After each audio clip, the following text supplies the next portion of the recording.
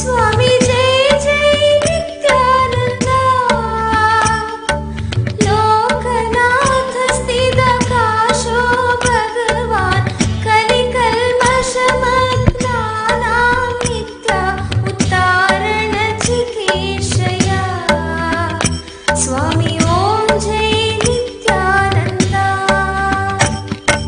Om Jai Nithyananda, Swami Jai Jai Nithyananda,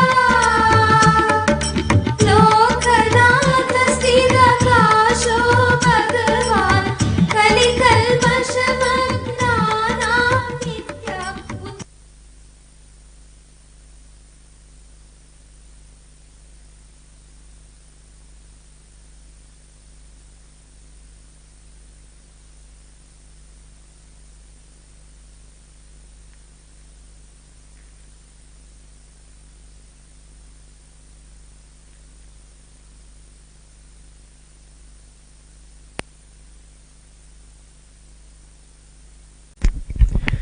Nithyanandam. Before we begin the Pada Puja today, we request all the Pada Puja participants and everybody else who is participating in this puja, physically here and online, to declare the following with integrity and authenticity. If you are agreed to this, please say yes loudly. I authentically cognize, which is internally process, understand and declare the truth that cosmic energy exists. Yes. I authentically cognize, which is internally process, understand and declare the truth that is Divine Holiness Swamiji, Nithyananda Paramashiva and Nithyananda Parashakti are the Chinmaya Vigrahas, embodiment and representation of that very cosmic energy. Yes, I authentically cognize, which is internally processed, understand and declare the truth that whatever I offer during the Pada Puja to Swamiji and Paramashiva Puja to Nithyananda Paramashiva and Nithyananda Parashakti will reach the cosmic source of energy directly. Yes. I authentically cognize, which is internally processed, understand and declare the truth of Soham Asmi, that even when I worship, I am Him. Yes.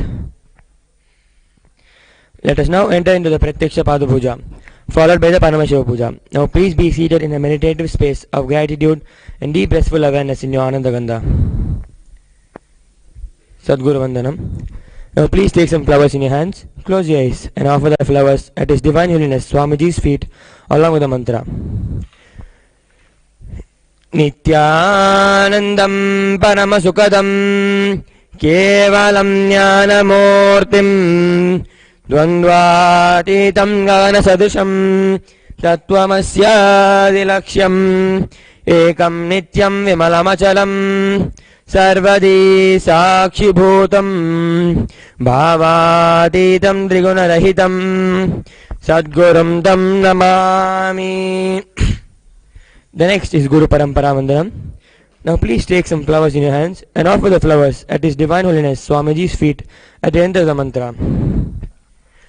Nithyanandeshwara Paramashiva Samarambham Nithyanandeshwari Parashakti Madhyamam Asmadacharya Paryantam Vande Guru Paramparam. The next is Arunagiri Yogeshwara Vandanam. Now please take some flowers in your hands and close your eyes and offer the flowers at His Divine Holiness Swamiji's feet at the end of the mantra. Lalate Tripundri Nitilakta Kasturi Tilakaha Spuranmala Dhara Spurita Kaupina Vasanaha Dadhano Dustaram Shirasi Panirajam Jasikalam Pradipas Sarvesham Arunagiri Yogi Vijayate. The next is Tattvachavanam, the ritualistic cleansing of the mouth. Keeping your right hand in the form of Gokarna Mudra, pour an uddarani of water from the Panchapatram and drink the water while chanting the mantra. Om Atma Tattvam Shodayami Swada, Om Vidya Tattvam Shodayami Swada, Om Shiva Tattvam Shodayami Swada.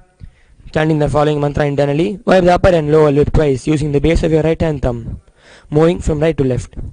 Om Ham Hridayaya Namaha. Wash your right hand with the water in the Panchapatram. With the tip of your right hand index, middle and ring fingers touch above the upper lips and below the lower lips. With the tip of your right hand index finger and thumb joined together, touch the right nostril, left nostril. with the tips of your right hand ring finger and thumb joined together. Touch the right eye, right ear, left ear. Now wash your hands with the water in the Panchapatram. With the base of your right hand thumb and little finger, touch the navel, right chest, left chest. With your right hand fingertips together, touch the top of your head, right shoulder and left shoulder, and the heart center. Shuklam Bharadram. Now please take some akshata in your hands, clench your fist, and then tap your sides of your forehead 5 times. Om Shuklam Bharadaram Vishnum Shashivarnam Chaturbhujam Prasannavadhanam Dhyayet Sarva Vignopashantayet. Pranayama. Closing the right nostril, inhale slowly through the left nostril. Once you have inhaled fully, close both the nostrils and hold the breath inside as long as possible. Exhale through the right nostril alone very slowly. Om Om ईशानमूर्ताय नमो ओम तत्पुरुषोक्ताय नमो ओम गौरहृदयाय नमो ओम वामदेवोख्याय नमो ओम मृत्युदातमूर्तये नमः ओम हृदयाय नमो ओम शिरसे नमो ओम शिखाय नमो ओम कवचाय नमो ओम नेत्रेभ्यो नमो ओम अस्त्राय नमः ओम ओम ईशानमूर्ताय नमो ओम तत्पुरुषोक्ताय नमो ओम गौरहृदयाय नमो ओम वामदेवोख्याय नमो ओम सत्यजातमूर्तये नमः ओम हृदयाय नमो ओम शिरसे नमो ओम शिखाय नमो ओम कवचाय नमो ओम नेत्रेभ्यो नमो ओम अस्त्राय नमः ओम ईशानमूर्ताय नमो ओम तत्पुरुषोक्ताय नमो ओम गौरहृदयाय नमो ओम वामदेवोख्याय नमो ओम सत्यजातमूर्तये नमः ओम हृदयाय नमो ओम शिरसे नमो ओम शिखाय नमो ओम कवचाय नमो ओम नेत्रेभ्यो नमो ओम अस्त्राय नमः. संकल्प. ओम ममोपात्त समस्त दुरित क्षय द्वारा भगवत् श्री नित्यानंद परमशिव प्रीत्यर्थम श्री नित्यानंदेश्वरी पराशक्ति समेत श्री नित्यानंदेश्वर परमशिव प्रीत्यर्थम च शुभे शोभने मुहूर्ते आद्य ब्रह्मणः द्वितीय परार्धे श्री श्वेतवराह कल्पे वैवस्वत मन्वन्तरे अष्टाविंशतितमे नित्ययुगे प्रथमे पादे जम्बूद्वीपे भारतवर्षे भरतखण्डे मेरोः दक्षिणे पार्श्वे शकाब्दे अस्मिन् वर्तमाने व्यवहारिके प्रभवादीनां षष्ट्याः संवत्सराणां मध्ये विकारिनाम संवत्सरे उत्तरायणे श्रीलक्ष्मी वेंकटेश्वर ऋतौ मकरमासे शुक्लपक्षे एकादश्यां शुभतिथौ शुक्रवासरयुक्तायां शुभनक्षत्र शुभयोग शुभकरण एवं गुणविशेषण विशिष्टायाम् अस्यां शुभतिथौ श्री कैलासोन्नत द्वादशान्त श्यामलापीठारूढ श्री मीनाक्षी सुंदरेश्वराभिन्न स्वरूप परशिवपुत्र रत्नकुमार गुरुमन्यतुल्यावतार श्री पार्वती स्तन्यपान लब्ध दिव्य ज्ञान विश्रुत सकल निगमागम सारभूत द्राविड वेद प्रवक्तृ श्रीमत् परमशिव करुणा समधिगत मुक्तामय चतुरश्रयान गीयमान छत्र चामर श्री चिन्ह काहलादि समस्त बिरदावल्यलंकृत ज्ञान विज्ञान चक्रवर्ती सर्वजन संग सत्यो निर्वाण दीक्षा व्यापवर्ग वर्ष विश्रानजीमूत परमतकलभकेसरी शैव सिद्धांत स्थापनाचार्य श्री राजाधिराज पांड्य महाराज गुरु क्षपन शाक्यादि महांधकार निवारण ज्ञान भानु वीक्षणानर्हार्ह ध्वजोच्छेदन पूर्वक श्रीमद् वृषभ ध्वज स्थापक शैव समय कर्त्रे सर्वज्ञ पीठारूढ़ श्री जगद्गुरु श्री ज्ञान संबंध देशिक स्वामी वागीश सुंदर माणिक्य वाचक स्वामिना अवतार भूत श्री ज्ञान संबंध स्वामी पुनरुद्धृत श्यामला पीठ सर्वज्ञ पीठ ऋणवत्युत्तर द्विशततम गुरु महासन्निधान कैलास परंपरागत आदि अरुणाचल सर्वज्ञ पीठ गुरु महासन्निधान कैलास परंपरागत आदिपीठ सर्वज्ञ पीठ ध्यानपीठ मठ गुरु महासन्निधान कैलास परंपरागत कांची कैलास सर्वज्ञ पीठ त्रयस्त्रिंशदुत्तर द्विशततम गुरु महासन्निधान साक्षात् श्री परमशिव समुद्भूत कैलास परंपरागत वैवस्वत मनु इक्ष्वाकु हरिश्चंद्र भगीरथ श्रीरामचंद्र शूरसेन इत्यादि अनवच्छिन्न सार्वभौम चक्रवर्ती परंपरागत चतुष्षष्टि योगिनी मंडित चतुष्षष्टि संप्रदाय प्रवर्तक मनुधर्म शासन सूर्यवंश प्राप्त सर्वज्ञ पीठ सुरांगी साम्राज्य मूर्धाभिषिक्त चूड़ामणि महानिर्वाणी पीठस्य अष्टोत्तर सहस्र श्री महामंडलेश्वर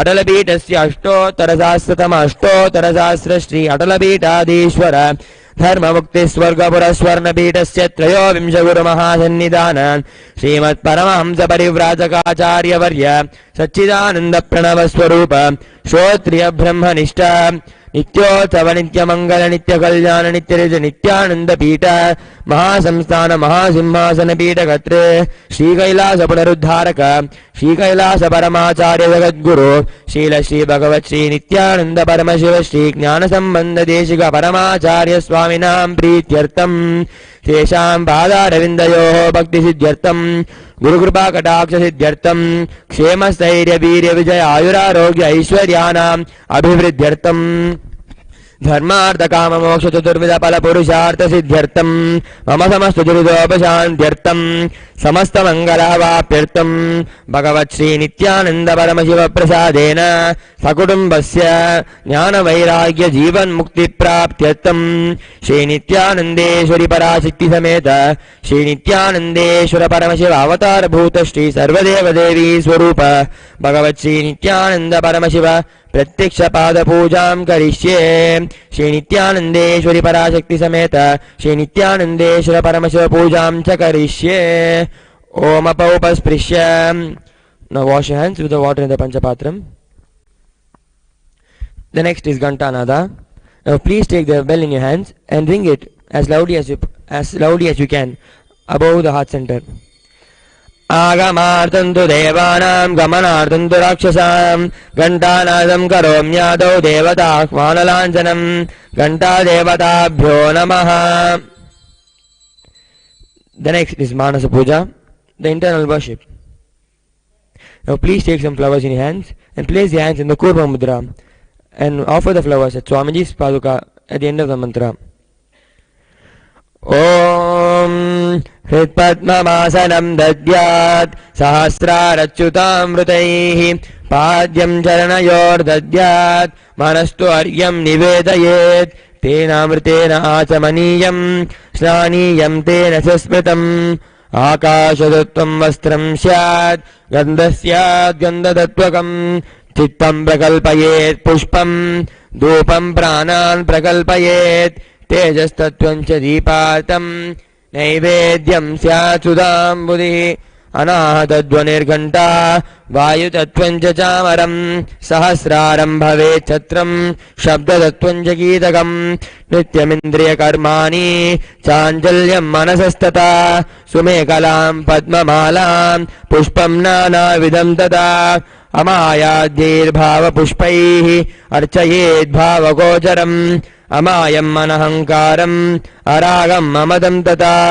अमोहकम् मदं पञ्च अद्वेषाक्षोभकौ तथा अमात्सर्यम् अलोपम् च दशपुष्पम् विदुर्बुधा अहिंसा परमम् पुष्पम् पुष्पमिन्द्रियनिग्रहः दया पुष्पम् क्षमा पुष्पम् ज्ञानपुष्पम् च पञ्चमम् इति पञ्चदशैर्भावपुष्पैः सम्पूजयेत् भगवन्तं Shri Nityananda Paramashivam. We will now enter into the Upachara Puja. The first offering is Asanam. Now please take some flowers and akshata in your hands and offer it at His Divine Holiness Swamiji's feet along with the mantra. Asanam Om Sarvabhutantarastaya Sarvabhutantaratmane Kalpayam Yupaveshartam Asanam Te Namo Namaha. Om Hrim Idam Suvarnasanam Sarvadeva Devi Swarupaya Bhagavate Sri Nithyananda Paramashivaya Namaha. The next offering is Swagatam. Now please take some flowers in your hands and offer the flowers at His Divine Holiness at Swamiji's feet along with the mantra. Swagatam Om Shantatvat Sarvakatritvat Bhavot Paradikaranat Shiva Ukto Mahatantra Mantra Viddhis Sada Shivaha Tasmai Shivaya Gurave Vitaraga Kalaya Vai Ameyatva Kanantoyam Ajatva Cha Prakirtitaha यस्य दर्शनमिच्छन्ति देवा स्वाभीष्टसिद्धये तस्मै ते परमेशान स्वागतं स्वागतं प्रभो अद्य मे सफलं जन्म जीवनं सफला क्रियाः स्वागतं यत्त्वया तन्मे तपसां फलमागतम् ॐ ह्रीं सर्वदेवदेवी स्वरूप भगवन् श्रीनित्यानन्द परमशिव स्वागतं सुस्वागतं ते. The next offering is Padyam. Now please take the udharni of water in your hands and offer it at His Divine Holiness Swamiji's feet along with the mantra. Padyam Om Yad Bhaktilesha Samparkat Paramananda Samplavaha Tasmai Te Parameshana Padyam Shuddhaya Kalpaye Om Hrim Etat Padyam Sarvadeva Devi Swarupaya Bhagavate Sri Nithyananda Paramashivaya Namaha. The next offering is Arghya. Now please take the conch in your hands and offer the Arghya at His Divine Holiness Swamiji's feet along with the mantra. Arghya Om Dhurvakshata Samayuktam Bilvapatram Tataparam Shobhanam Shankapatrastam Grahanarghyam Maheshwara Om Hrim Eshargyaha Sarvadeva Devi Swarupaya Bhagavate Sri Nithyananda Paramashivaya Swaha.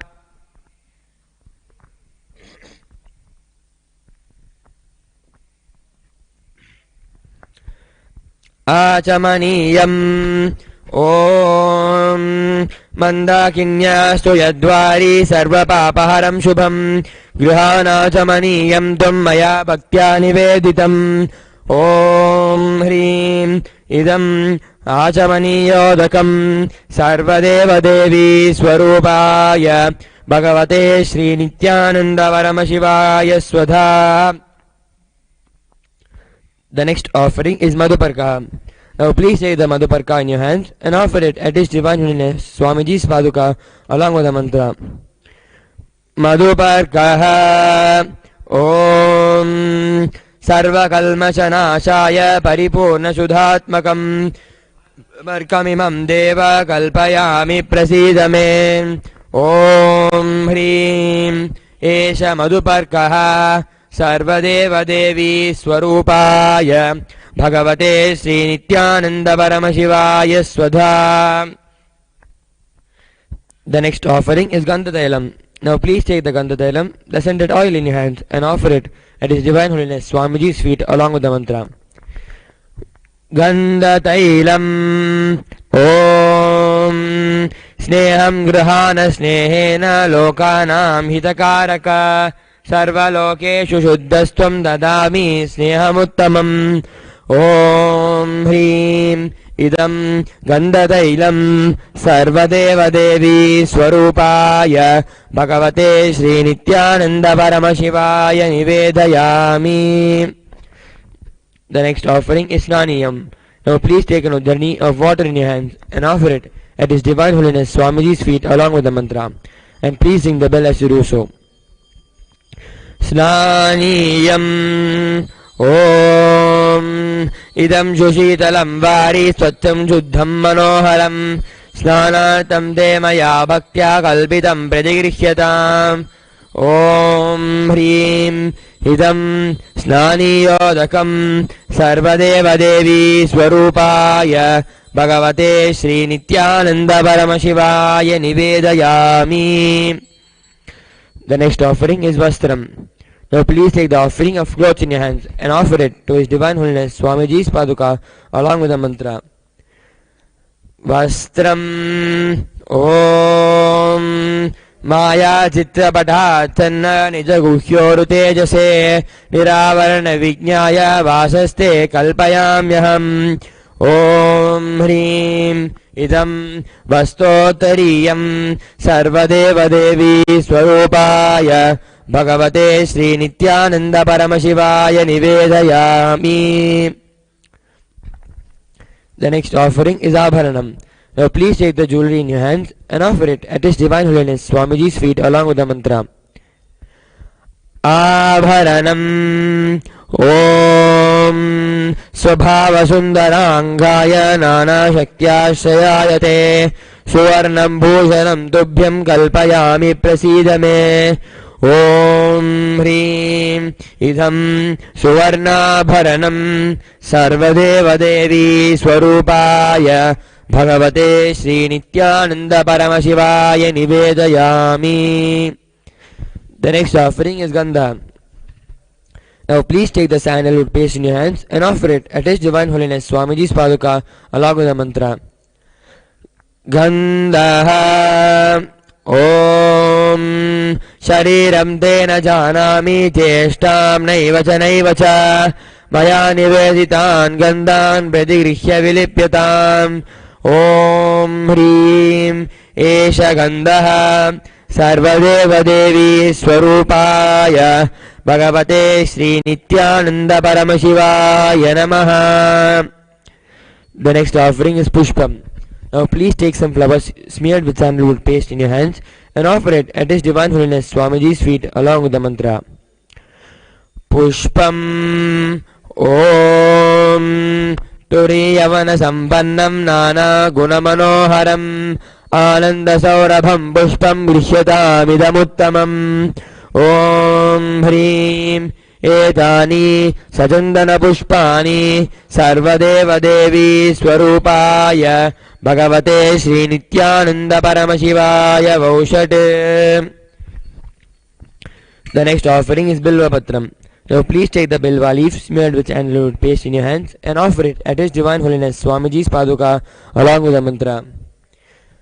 Bilva Patram Om Amrutodbhavam Shri Viksham Shankarasya Sada Priyam Bilva Patram Prayachami Pavitram Te Sureshwara Om Hrim Etani Sachandana Bilva Patrani Sarvadeva Devi Swarupaya Bhagavate Sri Nityananda Paramashivaya Vaushate. The next offering is Tulasi Patram.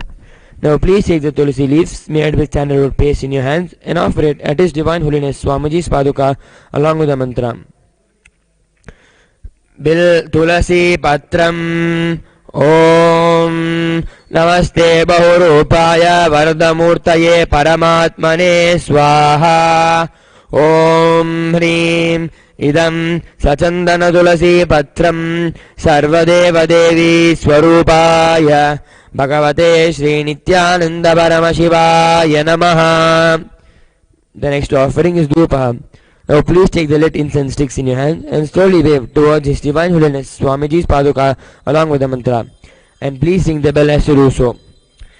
Dhupaha Om Vanaspati Raso Divyo Gandhagyasu Manoharaha Agreya Sarva Devanam Dhupoyam Pradigrishyadam Om Hrim Esha Dhupaha Sarvadeva Devi Swarupaya Bhagavate Sri Nityananda Paramashivaya Namaha. The next offering is Deepa. Now please take the lit lamp in your hands and slowly wave towards His Divine Holiness Swamiji's feet along with the mantra. And please ring the bell as you do so. Deepaha Om Suprakasho Mahadipaha Sarvatastimiراpaha Sabhahyabhyantara Jyotirdhipoyam Pradigrisyatam Om Hrim Esha Deepaha Sarvadeva Devi Swarupaya Bhagavate Sri Nityananda Paramashivaya Namaha. The next offering is Naivedyam. Now please take an Uddarani of water and hover it clockwise over the Naivedyam and offer it at His Divine Holiness Swamiji's Paduka at the end of the mantra. And please ring the bell as you do so. Naivedyam Om Naivedyam Vibidham Deva Sharkaradhivinirmitam Maya Niveditam Bhaktya Grahana Parameshwara Om Hrim Idam Sopakarna Naivedyam Sarvadeva Devi Swarupaya Bhagavate Sri Nityananda Paramashivaya Nivedayami. The next offering is Paniyam. Now please take a udharani of water in your hands and offer it at His Divine Holiness Swamiji's Paduka along with the mantra. Paniyam Om Samasta Deva Devesha Sarvatriptikaram Param Akandananda Sampurnam Grahana Jalamuttamam Om Hrim Idam Panartodakam Sarvadeva Devi Swarupaya Bhagavate Sri Nithyananda Paramashivaya Namaha. The next offering is Punarajamaniyam. Now please take an udharani of water in your hands and offer it at His Divine Holiness Swamiji's feet at the end of the mantra. Punarajamaniyam Om Uttishtamapya Suchirva Yasya Smaranamatrataha Shuddhimapnoti Tasmai Te Punarajamaniyakam Om Hrim Idam Punarajamaniyodakam Sarvadeva Devi Swarupaya Bhagavate Sri Nithyananda Paramashivaya Swaha. The next offering is Aratrikam. Now please take the lit arati in your hands and slowly wave towards His Divine Holiness Swamiji along with the mantra. Aratrikam Om Hrim Esha Deepamala Sarvadeva Devi Swarupaya Bhagavate Sri Nithyananda Paramashivaya Namaha. Om Rajadirajaya Prasagya Sahine Namo Vayam Vaishavanaya Gurmahe Same Kaman Kama Kamaya Mahyam Kameshwaro Vaishavano Dadatu Kuberaya Vaishavanaya Maharajaya Namaha. Karpura Ghauram Varunavataram Samsarasaram Udayendraharam Sada Vasandam Jayaravinде Bhavam Bhavani Sahitam Namami Bhavam Bhavani Sahitam Namami Bhavam Bhavani Sahitam Namami. Aratrikam Samarpayami Bhagavat Sri Nithyananda Paramashiva Charana Kamalebhyo Namaha. The next offering is Pushpanjali. Now please take a few flowers in your hand, close your eyes and offer the flowers at His Divine Holiness Swamiji's Paduka at the end of the mantra.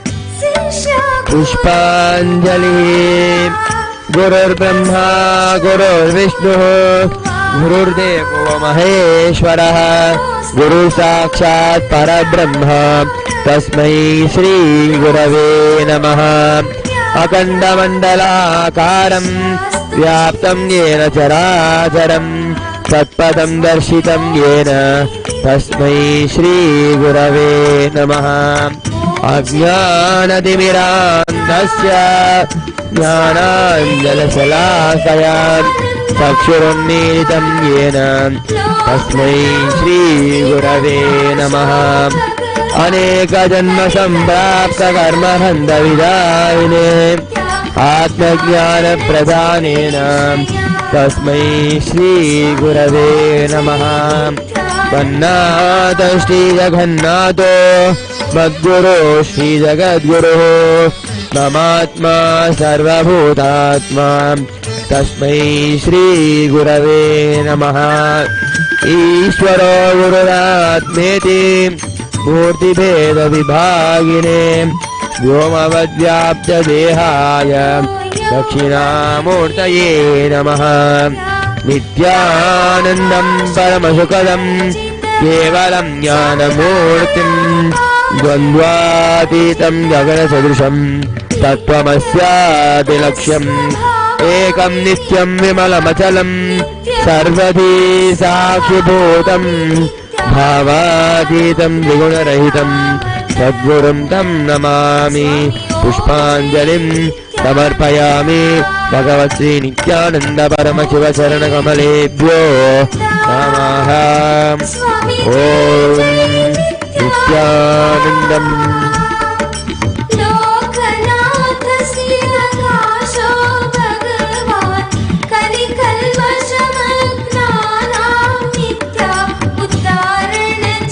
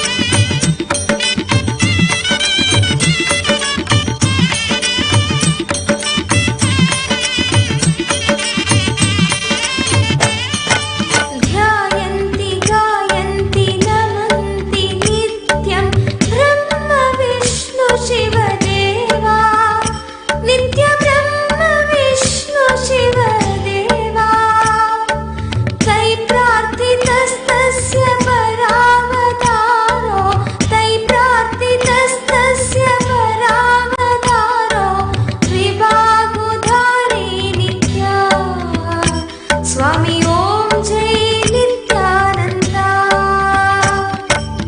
ओम जय नित्यानंदा, स्वामी जय जय नित्यानंदा, लोकनाथ स्थितकाशो भगवान, कलिकल्मषमग्नानां नित्या उद्धारण जितेशया, स्वामी ओम जय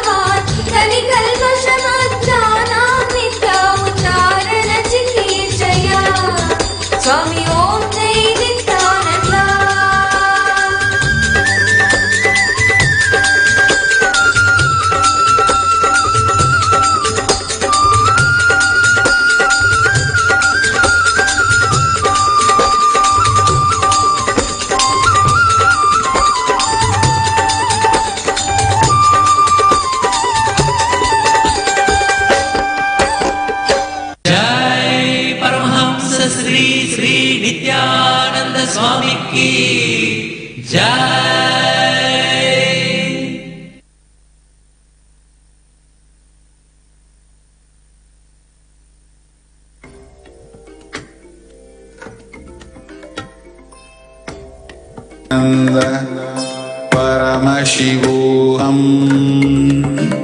Om Nithyananda Paramashivam. Om Nithyananda Paramashivam. Om Nithyananda Paramashivam. Om Nithyananda Paramashivam. Om Nithyananda.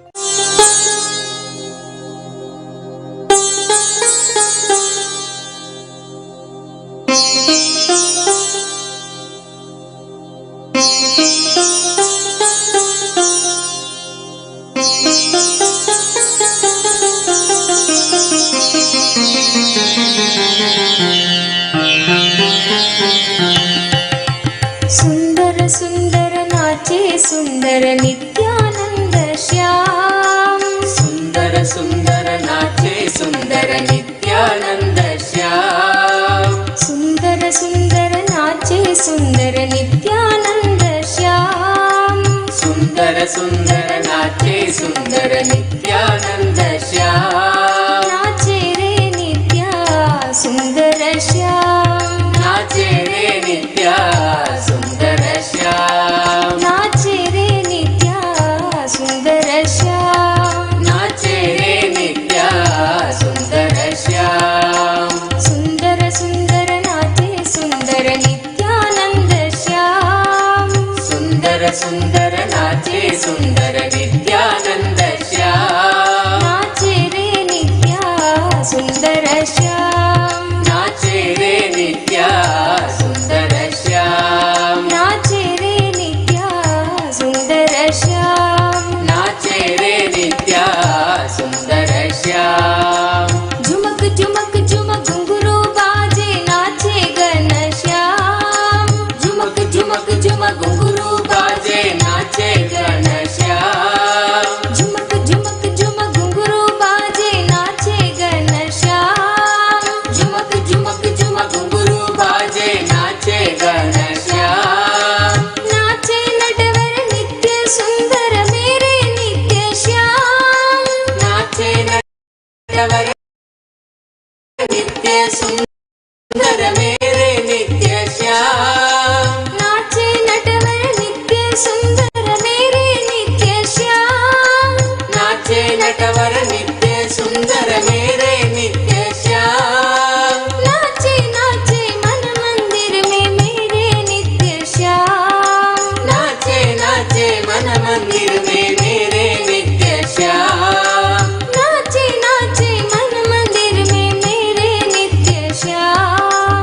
नाचे नाचे मन मंदिर में मेरे नित्य श्याम. नाचे रे नित्या सुंदर श्याम. नाचे रे नित्या सुंदर श्याम. नाचे रे नित्या सुंदर श्याम. नाचे रे नित्या सुंदर श्याम. सुंदर सुंदर नाचे सुंदर नित्यानंद श्याम. सुंदर सुंदर नाचे सुंदर नित्यानंद श्याम. सुंदर सुंदर नाचे सुंदर नित्यानंद श्याम. सुंदर सुंदर नाचे सुंदर नित्यानंद श्याम. नाचे रे नित्या सुंदर श्याम. नाचे रे नित्या सुंदर श्याम. नाचे रे नित्या सुंदर श्याम. नाचे रे नित्या सुंदर श्याम. झुमक झुमक झुमक घुंघरू बाजे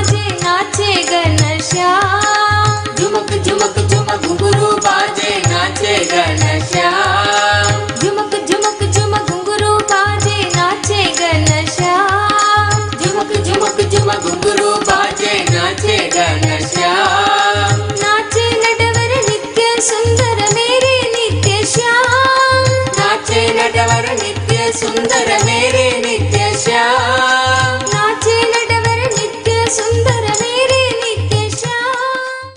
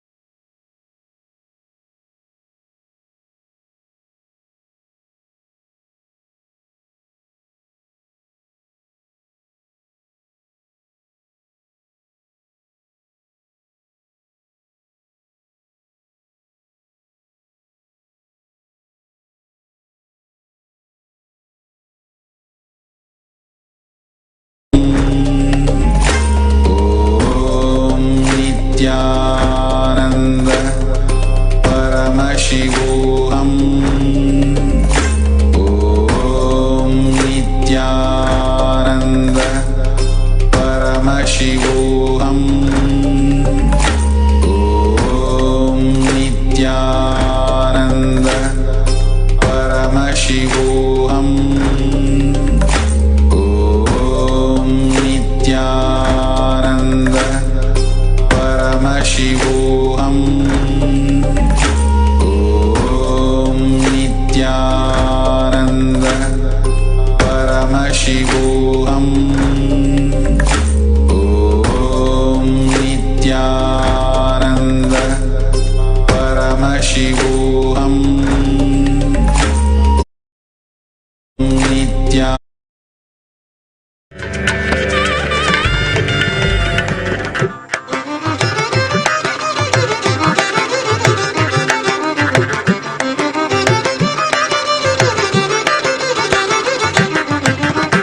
மாசற்ற சோதி மலர்ந்த மலர்ச்சுடரே மாசற்ற சோதி மலர்ந்த மலர்ச்சுடரே தேசனே தேனார் அமுதே சிவபுரனே மாசற்ற சோதி மலர்ந்த மலர்ச்சுடரே தேசனே தேனார் அமுதே சிவபுரனே பாசமாம் பற்றறுத்து பாரிக்கும் மாரியனே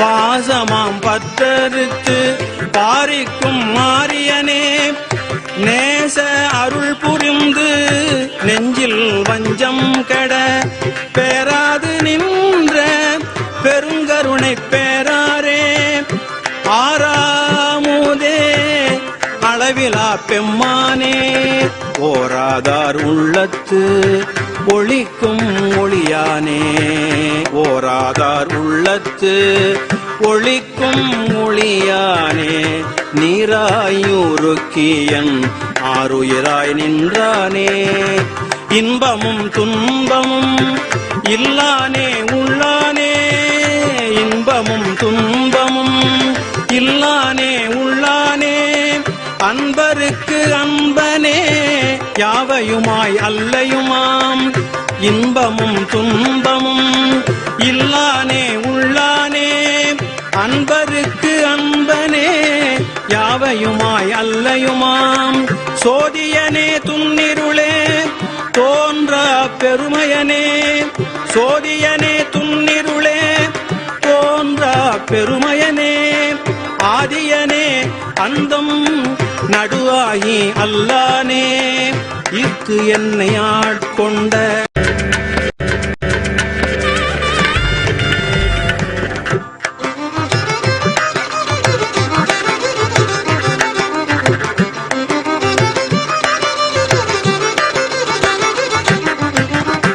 மாசற்ற சோதி மலர்ந்த மலர்ச்சுடரே மாசற்ற சோதி மலர்ந்த மலர்ச்சுடரே தேசனே தேனார் அமுதே சிவபுரனே மாசற்ற சோதி மலர்ந்த மலர்ச்சுடரே தேசனே தேனார் அமுதே சிவபுரனே பாசமாம் பற்றறுத்து பாரிக்கும் மாரியனே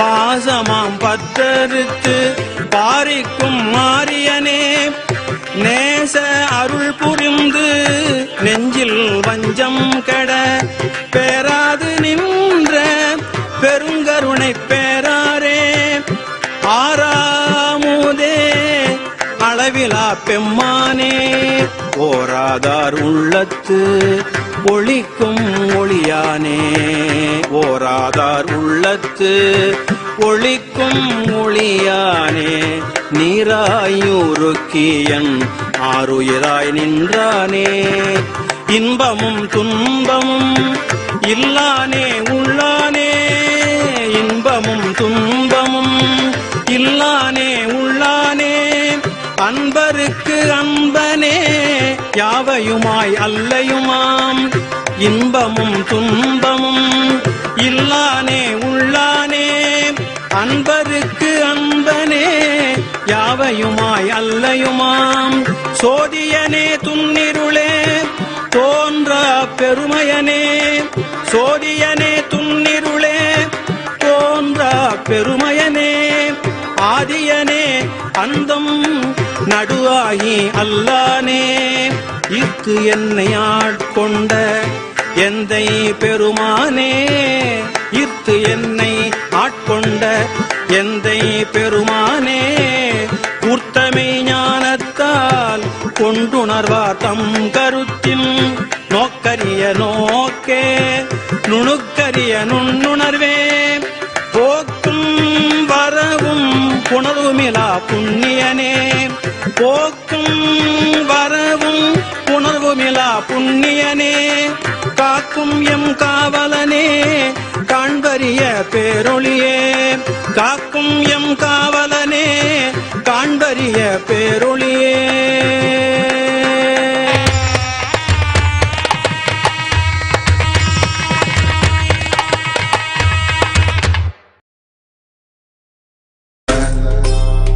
Paramashivam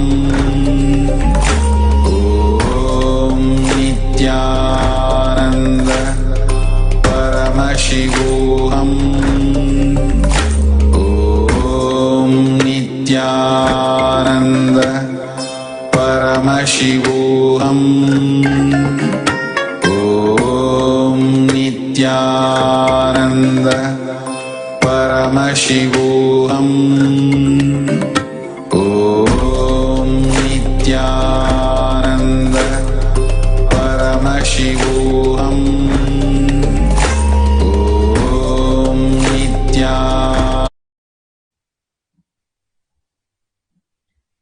Nithyanandam Paramasukhadam Kevalam Jnanamurtim Dvandvatitam Gagana Sadrisham Tattvamasyadilaksham Ekam Nityam Vimalamachalam Sarvadi Sakshi Bhutam Bhavatitam Trigunarahitam Sadgurum Tam Namami. Nithyanandam. Welcoming all the viewers, those who are watching us live through Nithyananda TV, Kailasa TV, Hinduism Now TV, Facebook Live, Twitter Live, YouTube Live, and through Enlighten app. Welcoming all of you for this segment of Morning Satsang. As every single day we are getting empowered by Swamiji's powerful cognitions and various techniques, various spiritual practices, and the way Swamiji is making us manifest our reality. It's going as an amazing journey with Swamiji himself. So today I would like to introduce all the panelists for Nithyananda TV today. Today we are having Atma Swami as panelist, Nithyananda Ma, and Ma Nithyanandita and Ma Tattva Priya. Welcoming all the panelists on Nithyananda TV. One more thing which, before we start, I would like to remind all the viewers. As we all know, the ongoing persecution which is happening. And there are tons and tons of doubts which everybody is having, be it its devotees, disciples, or the viewers. We have opened an opportunity for all of you, a live platform. Through this live stream, you can post your questions which you are having in mind, that why things are not happening this way, why, whatever whys you have regarding this persecution. You can type those questions under the live stream, Facebook or Twitter, and you can write with a hashtag. Make sure you are writing a hashtag Justice for Nithyananda so that we will know the question is related to this persecution and you wanted us to address that question on this live stream. So hereafter, we will be taking all your live questions regarding the persecution. So just a reminder for all of you. Let us start with one of the greatest contribution to the humanity which Swamiji has done and continuing. In previous segments, we saw how Swamiji is making sure that nobody is hungry by providing food, pure sattvic food, organic. But one of the greatest signs which Swamiji has revealed and made that as our lifestyle is going beyond food. This was something which we never heard, but yesterday we saw how Swamiji got this as initiation in his childhood, and in 2012, years ago, Swamiji introduced this science to the world, which was something which was unexpected, that how a person can live without food. But today we are having Nithyananda yogis, those who are Niraharis. When Swamiji introduced Nirahara Samyama. Now it's a lifestyle where people are actually living without food, and it's been years. Usually, you cannot even live for 2-3 days. You'll feel like, oh God, I'm going to die. But it's a 21 days program. I can say it's a program because some just designed for 21 days, but of course you can live for lifetime without food. But 21 days, such a special initiation process where Swamiji initiates all of us into Nirahara Samyama. You can go beyond food. But going beyond food, what exactly it does to you? It's not simply you're just not having meals, but what exactly happens to your body, to your mind, to your consciousness? That's something which we need to understand. And before we start, before I explain all this, let us directly hear from Swamiji what exactly means to go beyond food. Let us hear from Swamiji.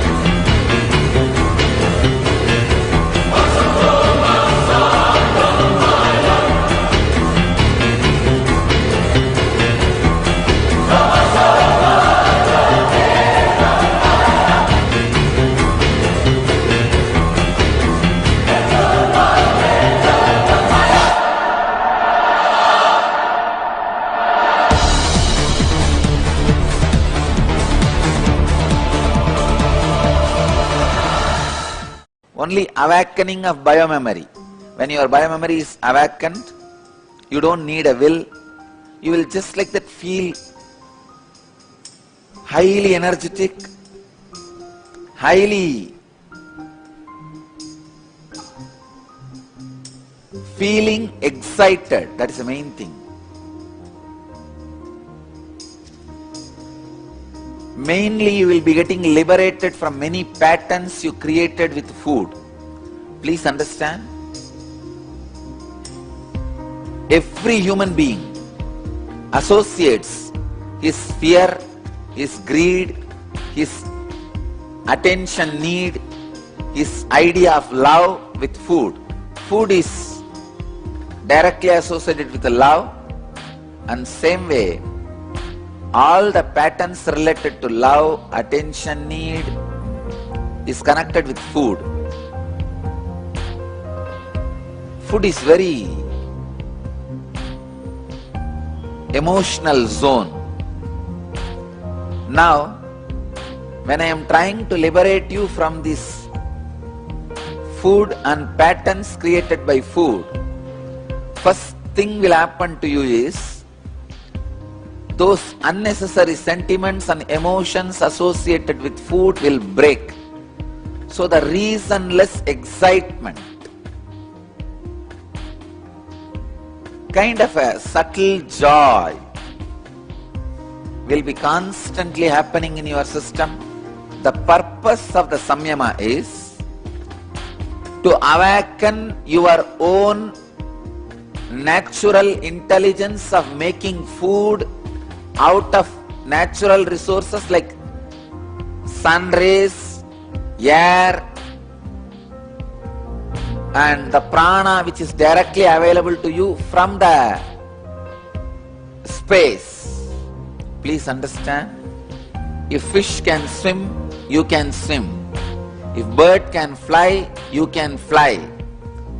If plants can make food directly from the air and sun rays, your body can do that. Every extraordinary capability is inside your biomemory. Every extraordinary possibility is inside your biomemory.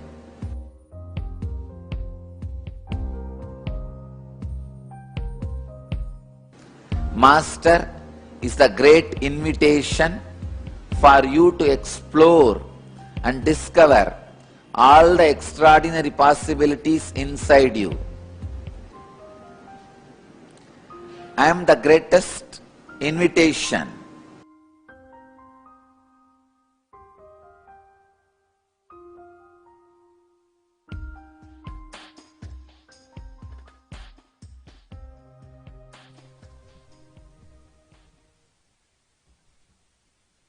So as we heard from Swamiji, going beyond food, it's actually your extraordinary possibilities are getting awakened.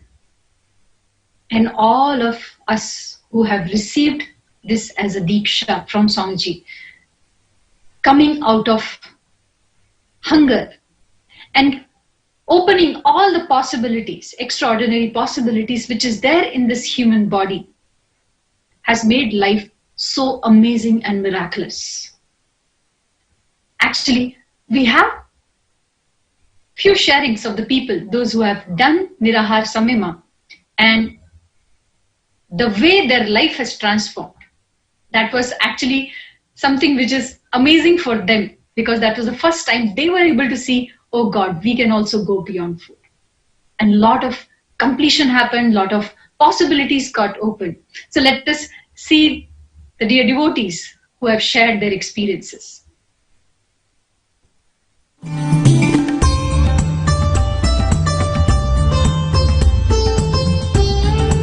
Nithyananda, this is Ananda Subramanya reporting for Nithyananda Vedic Temple, San Jose, Madurai.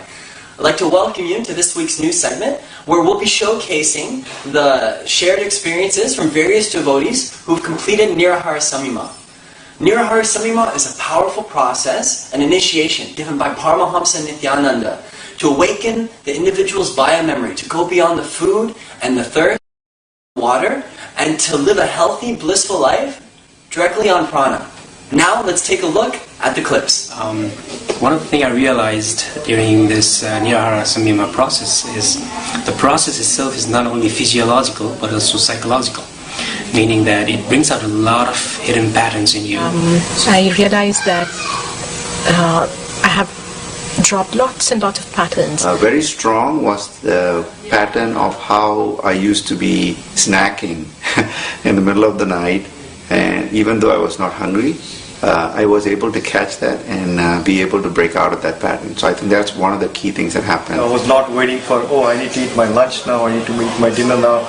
I was just having some, juice, whenever I feel like, but it wasn't a routine. So the routine has gone away, and also the cravings for food at the routine time has gone away, just in the 7 days, right? So I started doing Samyama a week back, and it was a wonderful experience because I never missed any meal in my life so far. So some of the days I was feeling really serene, and there were other days I was very irritated for no reason. So everything that was hidden inside, that was coming out. And I used to suffer from sweats and stuff when I wouldn't eat. And that was another pattern that had simply dropped again the moment I sat in front of Swamiji. So there are these things about food that you don't understand when you haven't done something like Nirahara Samyama. Yes, there was some struggle, initial struggle.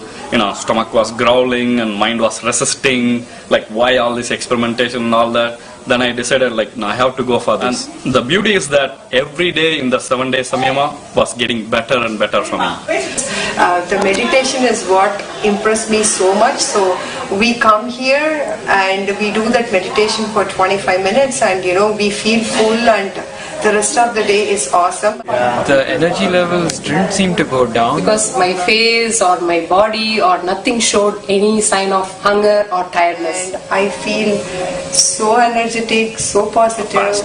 And so people started to ask me the questions when I mentioned about this, they were stunned, because they never noticed anything low energy from me. And other thing is, my colleagues were amazed at me seeing, even though I did not take food, they couldn't see any difference in me that I had not taken food. At my work, my productivity has increased tremendously. So my manager comes with a problem, I'm able to solve it. Even after the Samyama ended, that pattern or that sensation of high energy continued What on. I feel is Nirahara Samyama has helped me to be more energetic.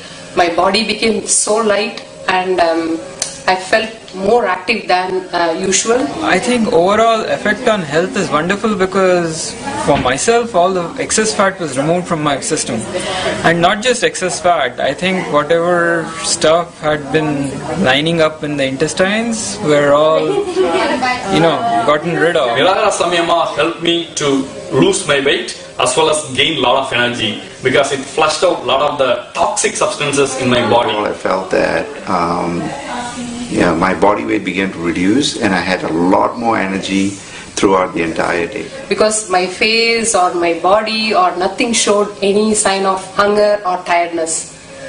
Thank you. I feel great and good about whatever happening around and whatever is happening inside of me. Thank you so much. And I highly recommend that you do it too. But I definitely recommend doing the Samyama because it helps keep your energy level up. And thanks to Swami Nithyananda for introducing me to this process, and to all my Sangha people in San Jose for inspiring me to get inside. I think this is the best gift I have gotten from the whole Sangha so far. Thank you, Nithyananda. And finally I realized that hunger itself is a pattern, and I'm working towards being the Nirahari for lifetime. Thank you, Swamiji. Hope you enjoyed this week's segment from Nithyananda Vedic Temple, San Jose, Madurai. If you'd like to know more about all the wonderful happenings and events and the buzzing activities at our temple, please visit our temple website, www.vedictemplebayarea.org, and please visit our YouTube channel, youtube.com/Nithyananda San Jose. Until next time, Nithyananda.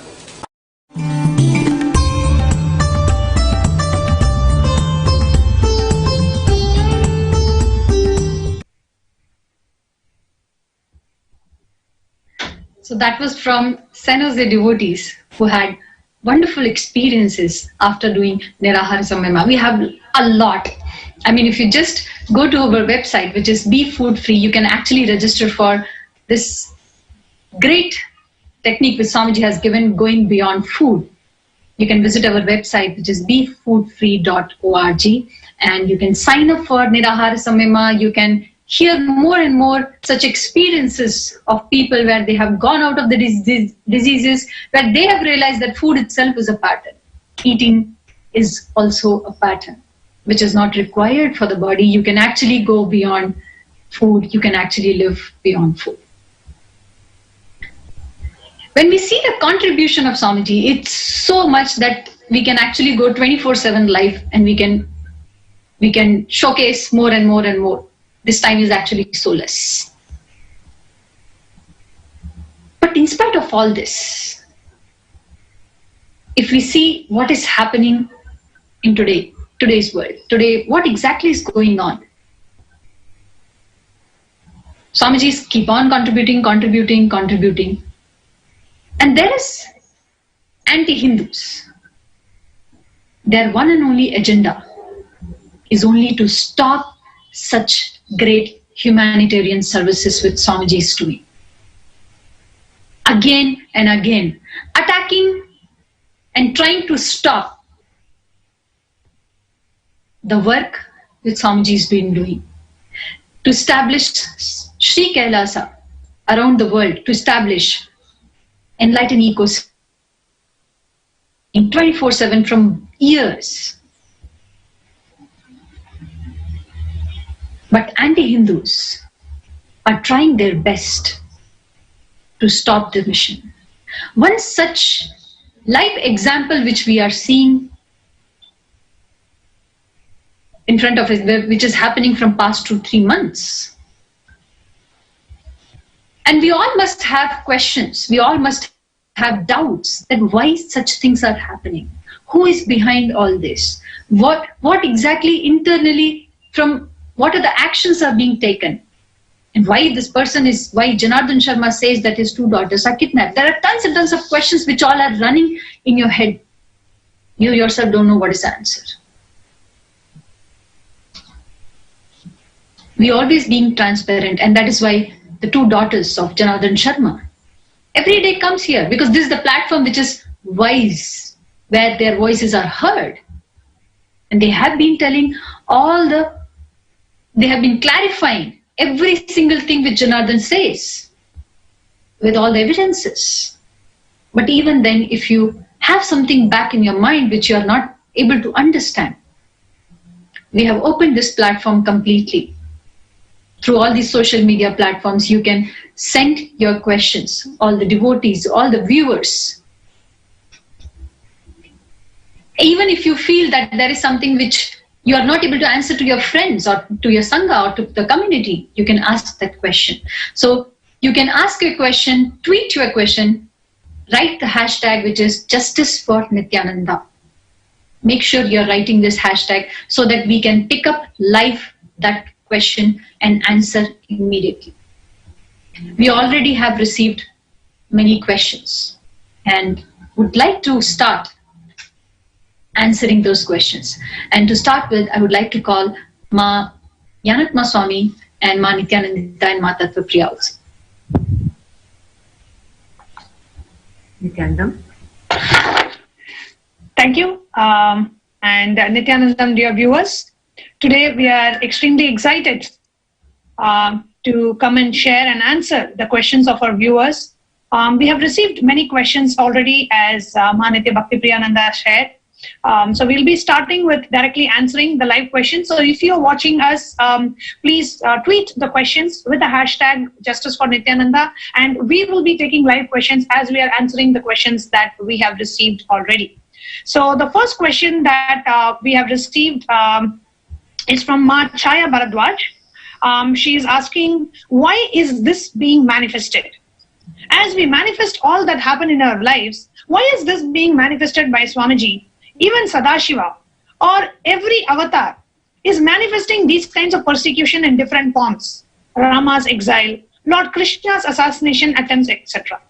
Why is that?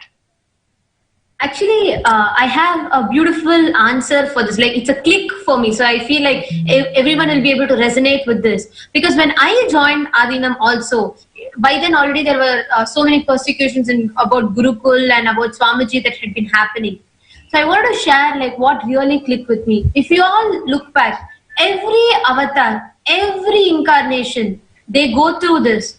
Be it how Rama killed Ravana, or how Krishna killed Kamsa, every avatar goes through this. And if you see, actually it's very easy for an avatar. For Krishna, he did not incarnate, he did not come down, he did not go through so much of torture, he did not tell Kamsa that he is going to be born, and Devaki did not go to the prison, nothing. It is just one simple thing. Krishna would have just told the chakra, commanded for the chakra either to go and just remove Kamsa's head. The Chakrayuda would have done it in a split of a second and come back. Same with Ravana. He did not be separated from Sita. He did not have to suffer. For him, it is just one command, and all of 10 heads of Ravana will just be chopped. But why do they incarnate, and why does that process happen? Because as gods, where they are watered, it's so easy for them to do it. But it is their extreme compassion. They come down, they live the life that we live, they live as humans. Because we may say, oh, if they do anything, just imagine if Paramashivam is just sitting in Kailasa and he says, oh, you're all also me, we all will say, you are God, you're telling, have you one day come and lived our problem? Then you will know. They come down, they live as humans, just the way we are. They go through the basic struggles, and still they overcome all of that. They uphold the dharma, and they show the example for the entire humanity of how we can live. Same way, Swamiji, just the person who can give lives to millions, doesn't he know how to take one person's life away so that all these struggle doesn't happen? No, but Swamiji is a true example of the compassion of avatars, the epitome of compassion, because he's putting up with all the persecution that is happening, still he has not given up to what his commitment for humanity is. And that is what I think we need to learn from this. Absolutely, Mother. He's a living testimony as an inhuman body, how you can overcome with all the things, like what we see as our impossibility. Swamiji is showing us by possibility. He's making it possible. For him, it's nothing. But it is our human possibility. Yes, ma'am. One thing I wanted to share is, I have been an Adinavasi since 2009. So when the whole, persecution broke out in 2010, I was in the Adinam on the 2nd of March and after that. And when Swamiji was illegally imprisoned, I got an opportunity to go meet Swamiji in the prison while he was illegally imprisoned. And I was there on the day when Swamiji came back, from the illegal imprisonment of 53 days. And all the harassment, persecution, assassination attempts, character assassination, murder attempts, I've been in the organization with Swamiji, been seeing all of this. And one thing that is just undisturbed, unperturbed during the whole thing is Swamiji's bliss. His space, his inner space. Never once, never. He was illegally arrested for the second time in 2012 with a battalion of 600 policemen. And amidst all of this, never once have I ever heard, just once from Swamiji, like, why is this happening to me? Like that, why me? Or why is this happening in spite of me contributing so much to humanity? Benefiting, millions benefiting from my life. Like, why is this? Never. That is a living testimony for each and every one of us. He is living. Whatever Swamiji is teaching, it is actually more than his teaching. Just seeing him just go through the persecution and still every single minute radiating that state and space of Paramashiva. Really rooted, all of us, all of his sannyasis, all the Adinavasis, the Gurukul Balasans, we know what Swamiji is talking, he is living it. But for the the anti-Hindu elements, of course, they have to face the destruction for whatever they are doing. That is their karma that they will face. That is up to Kalabhairava and them.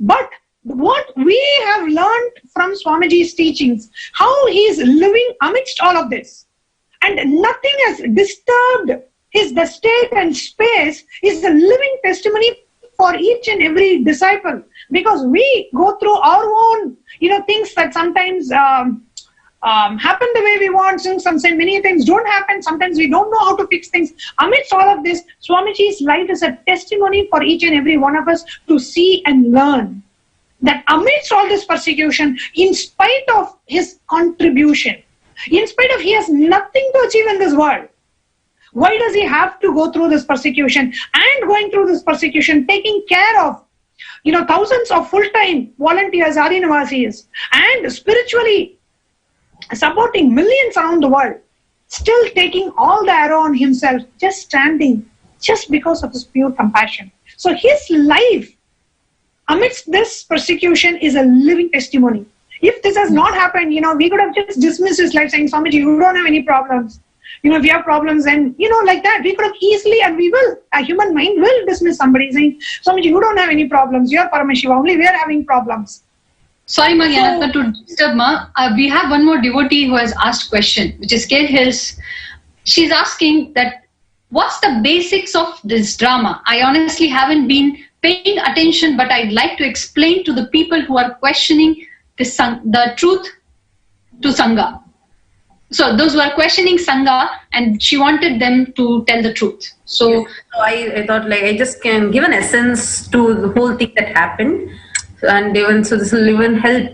And thank you so much, Ma, for bringing up this question, because this will even help many of the new viewers to understand what is this whole thing going on. Because right now, media has just confused the entire thing in such a way that people don't understand head or tail on what is happening.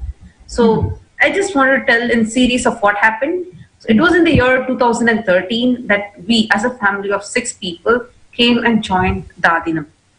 And following which, after we joining Adinam, Janardhan, who is our father, he was having a serious heart issue where 3rd surgery was performed and Swamiji saved his life.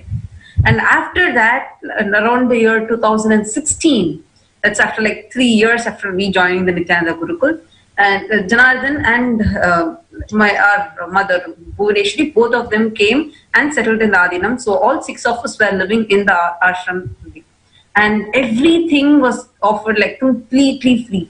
We didn't pay a penny to Swamiji. So completely we were taken care. We were living like a family with Swamiji.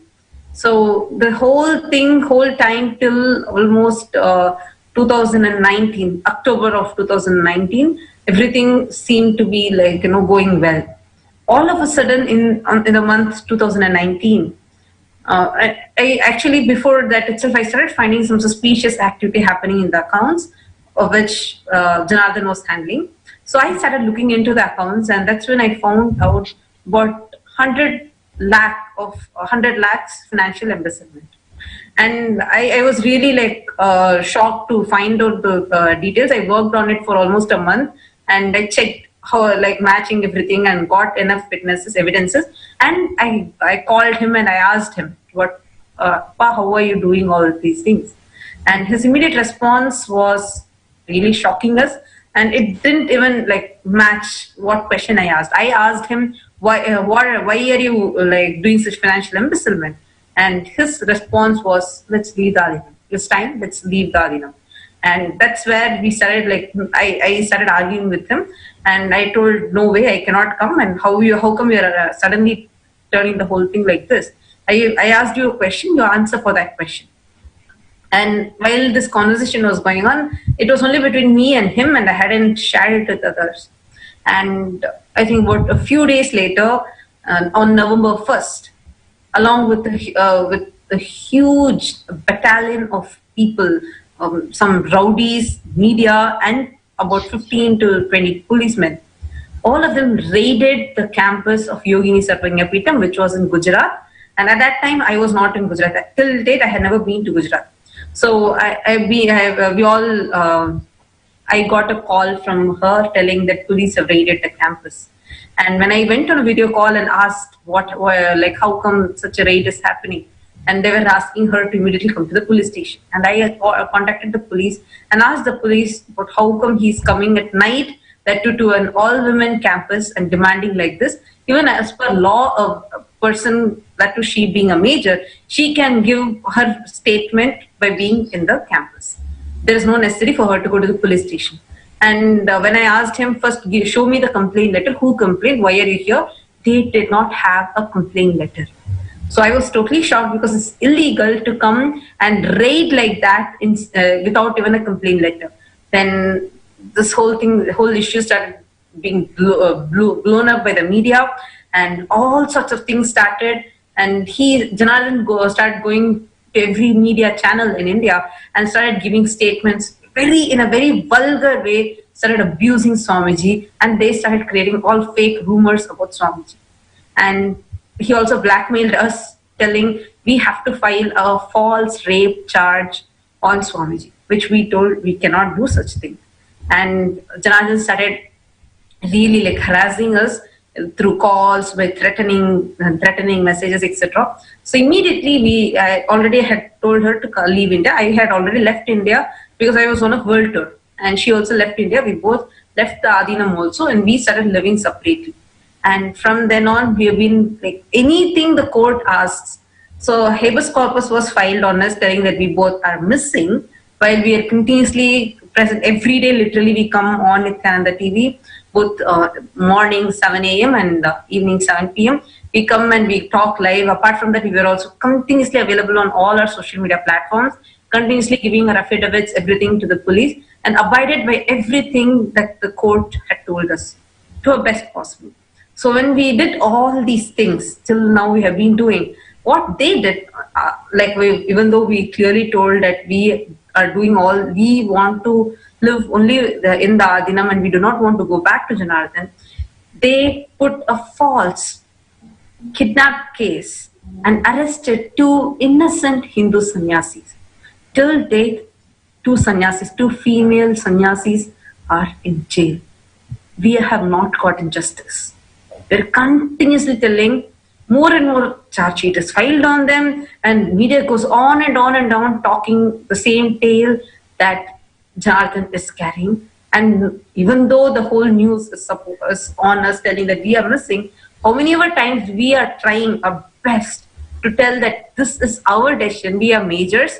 Legally, we have decided to live on our own. We do not want to go back to Janardhan because we are afraid of him. Because he gave death threats, he threatened us to be put in mental asylum, etc. Despite of all these things, we never got a justice. We are still struggling for getting justice. And as things are going on like this, there are many other things created, people here. Janardhan sent many people and various different forces to attack us, and we have been literally struggling for life. Literally, only we both, just that one day Swamiji had blessed in the satsang, telling Kalavera's protection will be there with us. Just with that one cognition, we are continuously holding on to it and living. And Nityan and Tattvapriyama, we have one more question which viewer is asking. So this is Priyanka. She's asking how much of the news about Swamiji and the situations going on in reality is true? Honestly, to tell, Mom, actually, I would say the news, at least I have seen, 100% of it is all filled with only rumors. Rumors, first of all. They keep telling that Swamiji is kidnapped, and they go on and on telling that he is accused of kidnap, etc. I want to tell one thing, we are not kidnapped by anybody. If anyone wants to come and if there is anyone who is a psychiatrist who can come and test us live, you can. And of course, we are now opened a platform of Twitter where just by using the hashtag Justice for Nithyananda, anything you tweet, your questions will directly read and answer it live. Because all the news that is carried by media is just filled with rumors. And by now, at least seeing so many documentaries being released, so many people become, like, a lot of awareness being spread about what kind of a fake face this media is having. I think people should by now know there is only one group of people who control what kind of news is going to come on the media, so they can control you through that. Actually, if I have to put, go ahead, Manu. Yeah, so if I have to just put it short, like what exactly is happening? Like she told, there is almost 100% of the media is like completely presenting a fact, which misrepresenting the fact. If you see, like, every media, I can just show this to you. All just Google up and see latest news on Swami Nithyananda. And you will see one same situation will be added so much of spice, masala as per their needs, just for the sake of TRP. And that is why people and morons like Janardhan is able to bribe the media and publish the news that he wants. And that is what is happening till date. Whenever their TRP, they want the TRP, the hashtag Nithyananda and Swamiji's name is being used as a tactic, as a cheap tactic of raising and gaining like their TRP more. Okay, now I'm seeing a tweet coming up telling the person's name is written as Nithyananda disciple. I'm just going to read out the question. Why are the daughters saying Janardhan is out to kill them? They escaped. Why media is backing Janardhan's fake allegations? Is masala news more important? Is he a supporter of Hindu genocide? At 100% right statement, he is in the side of Hindu genocide. And not just supporter, I will say he's a mastermind behind. Because he came under the garb of a devotee. And he has been continuing to, like, as long as he was in the ashram, he was able to, like, how much money he was able to take, he took all of them. And when he knew that we found out about his financial embezzlement, he ran away. He ran away like a cheap, I don't even want to utter those words because it's an international platform. But he is very much part of the Hindu genocide, and he is one of the main masterminds behind the persecution and the attack that Swamiji is being put through. And why is he behind us? Because we are the living evidences for not just financial embezzlement, but many, many, many things that he has done, which will soon be told to you all at the right time. And there's an ex-devotee called Bharat Patel who's asking, how is it possible in Gujarat where Prime Minister is from? See, it's not like, I don't want to tell, oh, it is from this place, it is from that place. Right now, this is the situation that we are facing. We have done our best, all completely legal, and this is a response that we are getting. I don't want to blame any system here. I don't want to blame any particular person over here. But the reality, what is happening is in front of all of you. They are telling that 2 girls, which is both of us, are missing, while we as majors who have all rights to decide for our own lives are begging them, doing everything possible legally, telling we do not want to come back. And actually, I want to answer one point here. I'm not going to talk about Indian politics. I'm not going to talk about our Prime Minister or Home Minister, nothing. I'm just saying, if a common man like Janardhan is having the power to move and control the police in Gujarat, who is backing him? Actually, that's exactly the question we see a devotee called Puja Bhagat is asking. Who's behind all these attacks besides Janardhan Sharma and Sara Landry, the anti-Hindu group that is trying to assassinate Swamiji? Actually, we ourselves are seeing many people are coming up, like Swamiji himself has shared before, that we have this intelligence, the Kailasa intelligence, which is continuously researching and finding out who all are these implants. But to our knowledge, since right now we have not yet become part of Sangha back again, which is something that we are waiting for. But one thing that we are seeing is many of these people whom we have seen in the Adhinam, who were continuously trying to destroy the ecosystem there, who are trying to, show like Sangha in a very bad way. All those people are now coming to light as implants. This is something one point I wanted to add. Is that, before we move on to the next question, I just wanted to add one more point is the international forum is watching Today, we do not know who's behind Janardhan. We may not know who's behind Sarah Landry and who's funding them and who's supporting them and what gives them that kind of a courage to go to media houses, to do contempt of court and to go to the media and give statements against the judge, against the judiciary, against the country. And what gives them and who's backing them, who's giving them the power, the money, the resources to be able to utter such anti-national statements, utter statements against the judiciary of India, utter statements against the very political democratic system of India. Who's supporting all of that, we do not know. But one thing that we do know, and we want to reassure to our viewers, is that the international forum is actually watching, and they are taking cognizance of everything that's happening, and we are waiting for them to reveal to us who's behind all this and who's masterminding these attacks.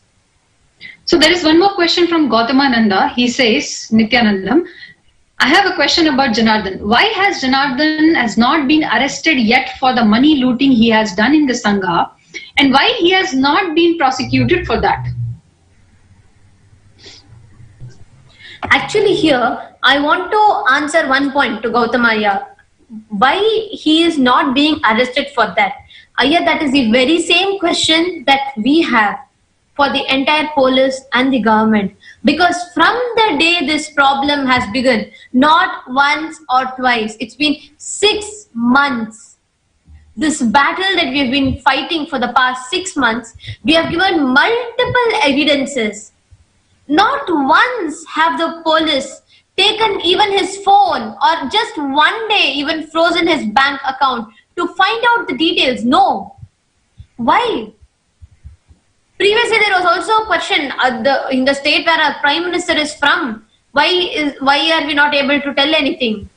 Why is it happening this way? That's the very same question that I have. If a common man like Janardhan is able to swindle crores of money from an international Hindu organization, and he's able to comfortably manipulate the police, why? Who's behind? Who is supporting all this? Gautamaya, I just want to tell you one thing, not just not attending, but the police are not even, leave alone filing another complaint. What we are giving as counter evidences for the very case that we are going through now, the police are not even considering that. They're not even taking what we want to tell. Actually, I'm seeing another question where the viewer is asking, Sherry Watkins. She's asking, why don't you have a debate online with your sister who has told what really happened in Gujarat? I just wanted to make it clear one thing here. First of all, I don't know who is behind her, why suddenly a person who claimed to be so happy till the day she was in Gurukul suddenly goes out and starts bluffing such things. I don't know why she's talking like that or anything. And what I wanted to tell for this, we have multiple times opened the platform. Any question, any of you have anything, even if she wants to ask, she can put it over here. I just want to see if someone is so confident about themselves. See the entire case. The whole thing is about us coming back. That's the whole thing that Janardhan is claiming, telling that we have to be saved, right? And all we are asking is, give the affidavit, tell you're not going to misuse us, tell you're not going to make us file any false rape charge on Swamiji. And this has been going on for months now, almost 5-6 months, I believe. And till date, not once he has given or even spoken about that affidavit. He has not given anything in return like that. We are not demanding for any kind of money. We are not demanding for anything else. Actually, that group, the conspirators, in the beginning, they blackmailed us for money. I don't want to reveal all the evidences and everything to all of you right now. But this is what I want to tell. We have been open from beginning. We have been very transparent. We have been continuously coming every day on Nithyananda TV live and sharing. And we always opened ourselves for any questions. And even right now, we have been continuously taking questions live, which is coming on Twitter, which all of you can see. With the hashtag Justice for Nithyananda. Anybody tweeting, all of us can see. So I have one more question, Tatupriya, if you're, I'm so sorry if you're done. I have one more question from the viewer, and I think that will make sense in what you are talking, so that's why I interrupted. This is Vijay Venkatraman from Vadodara. Did we file case on embezzlement on Janardhan? If so, why police is not picking up that?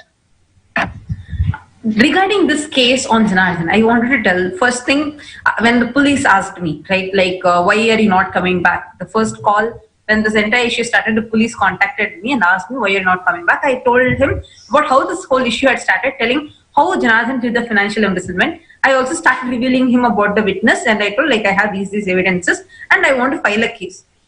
He did not accept to take the case. And only when I started, like, seeing this is the exact thing that had happened in the past for Swamiji's persecution also.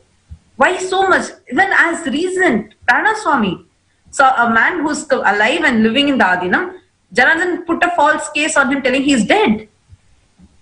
And after that, when Pranaswami wanted to file a case on Janardhan for like wasting court's time, abusing the court and falsely, like multiple charges when Pranaswami wanted to file, till date the police have not accepted the complaint. See, we are also trying, continuously I am also trying to file the case. Only if the police accept, I will be able to complete filing the case. Why are the police not accepting our case? When I have all evidences and I'm like, I am a witness to it because I did the whole research on it. Now, I have a personal experience where, there was a mob attack in the ashram and I was a victim. And I went to the police station and I gave a complaint as a female who has been abused. I gave a complaint and they refused to take it. And it's not as we think that, the minute you give a complaint, the police are ready to take it. There are many times the complaints are not even filed. There are so many assassination attempts on Swamiji where we have gone and we have filed, but it was never even converted into a complaint. It was just a written complaint from our side and it was not even accepted by the police. So there have been so many such incidents where, the complaints were never taken when given from our side. But however, when it is filed from an anti-Hindu element without a complaint, an FIR is formed and FIR is filed in a different jurisdiction and action is taken and arrest is being given, all sorts of illegal activities happen. So the whole thing is, it's nothing to do with getting justice for anybody here, but the whole thing is to do with, when you are with the intention to destroy a Hindu organization, the anti-Hindu elements do anything, above and below their power to make that happen. I'm also seeing one other thing, a person, Ma Durjati Nithyananda is asking, can you elaborate more on so-called journalists claiming they want to hear Swamiji and Sangha's side, but are feeding and or attempting to personally benefit from abusing Swamiji and Sangha? How have you handled it? Durjati Ma, I just wanted to tell, thank you for bringing this up. This is something which sheds a light on the whole thing. Continuously, if you see in all the news, they keep telling, we want to interview the sisters, we want to get their side, etc. From day one, continuously, persistently, we both have been releasing videos. Continuously, videos after videos after videos. And every day we are coming on live and we are sharing also. Till date, not once is the media taking and covering our news. This just shows what the real face of media is. See, that is why it's very important that we share the right side of the story, and that's we have been requesting all our viewers that the people who actually see Nithyananda TV, who see this segment, we really request you to spread this word, through social media, share it with the right hashtag, so people, this news reaches common man. Unfortunately, Hindus, we have lost spiritual, political legitimacy. We are not having a huge, a national infrastructure to relay it in a satellite TV yet. But very soon, through the Sri Kailasa Uniting Nations and the Sri Kailasa effort, we will be doing that not just for our organization, but for Hindus at large to have the right voice for Hindu gurus and Hindu organizations and persecuted Hindus. Sri Kailasa will be that voice. But while we are building up that infrastructure, it is, the support of all our devotees, our viewers, who can help share this message, help share the truth. So the people who are interested in the truth. See, today, actually until 2010, I really believed media.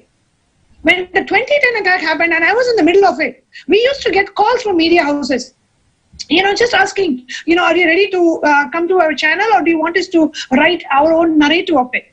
Means they already pre-decide what they want to tell about you. And they just go and publish that, irrespective of whether you tell your side of the story or not. Even if you share the side of the story, they still go and write what they want to write. We have been called as prostitutes, we have been called as, all sorts of names, just because we decide to follow the sannyas path. So today what we need is an infrastructure for Hindus to share their voice out to the world. And today we are doing this in the form of Sri Kailasa Uniting Nations for persecuted Hindus, and as an effort that Sri Kailasa, the only Hindu nation, is bringing it out to the world. So today we are doing it in the form of Nithyananda TV, in the form of Kailasa TV, and we really need the help and support of all of viewers to help spread the word. Because today the media in India is anti-Hindu, and you can actually, there are tons of articles to see who's actually funding the media in India.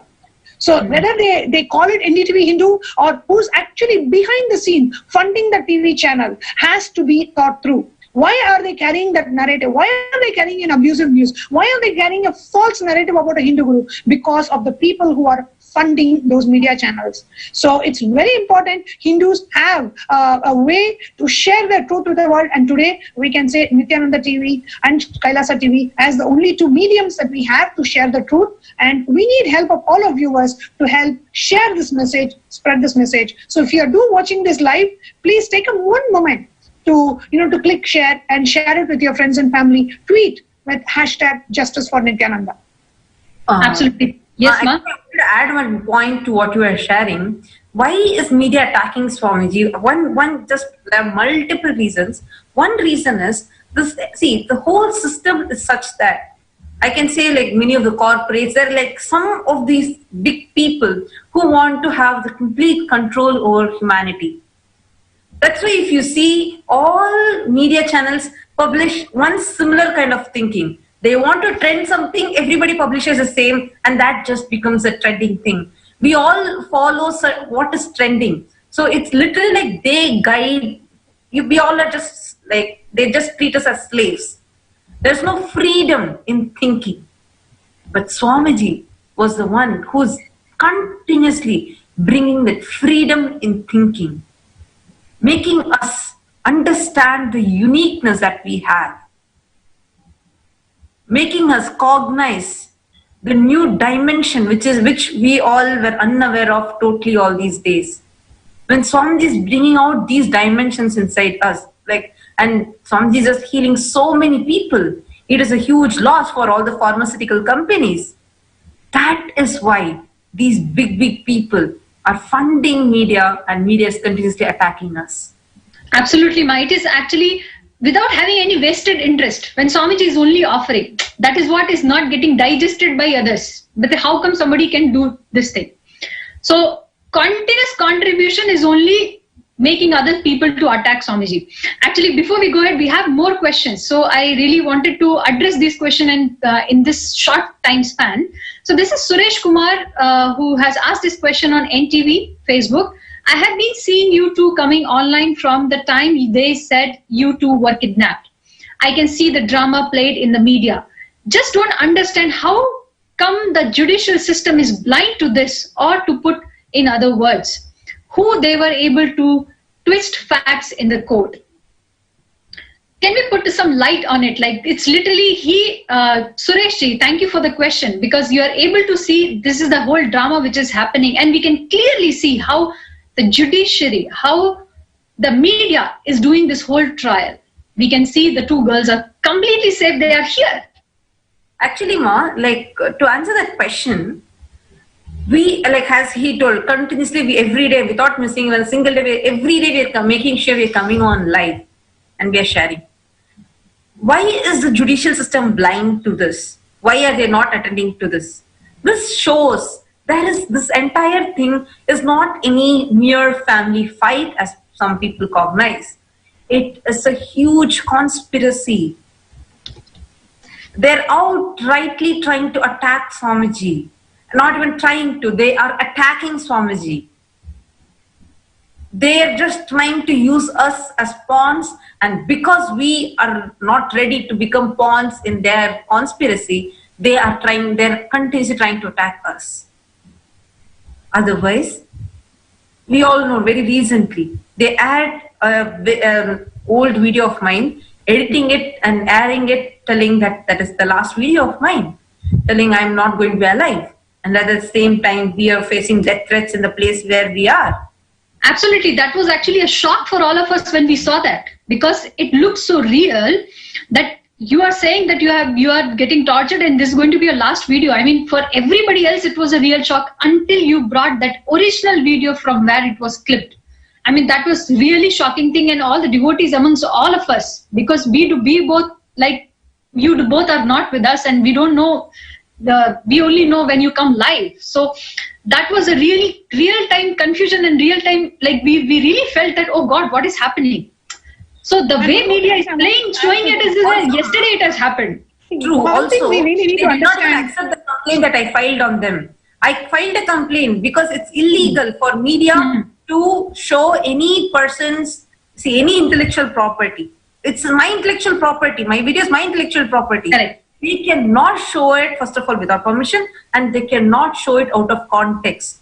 And for any ongoing case, they cannot show any biased news. This is a law and ethics in media. They didn't follow it. One thing that we need to understand, I think our viewers really need to understand this one point, which is media trial. You need to understand that word media trial. I'll give you an example for what really media trial is. In 2010, when the morphed video was released in a national satellite television channel, and following that morphed video, a complaint was filed few hundred kilometers away from the jurisdiction of the actual complaint, which the police should not have accepted. And with absolutely by some third party who's neither a victim nor a witness. The complainant is some random third party. And based on this false complaint, Swamiji was arrested. There is nothing, no evidence, not even a victim, not even a witness. But Swamiji was arrested.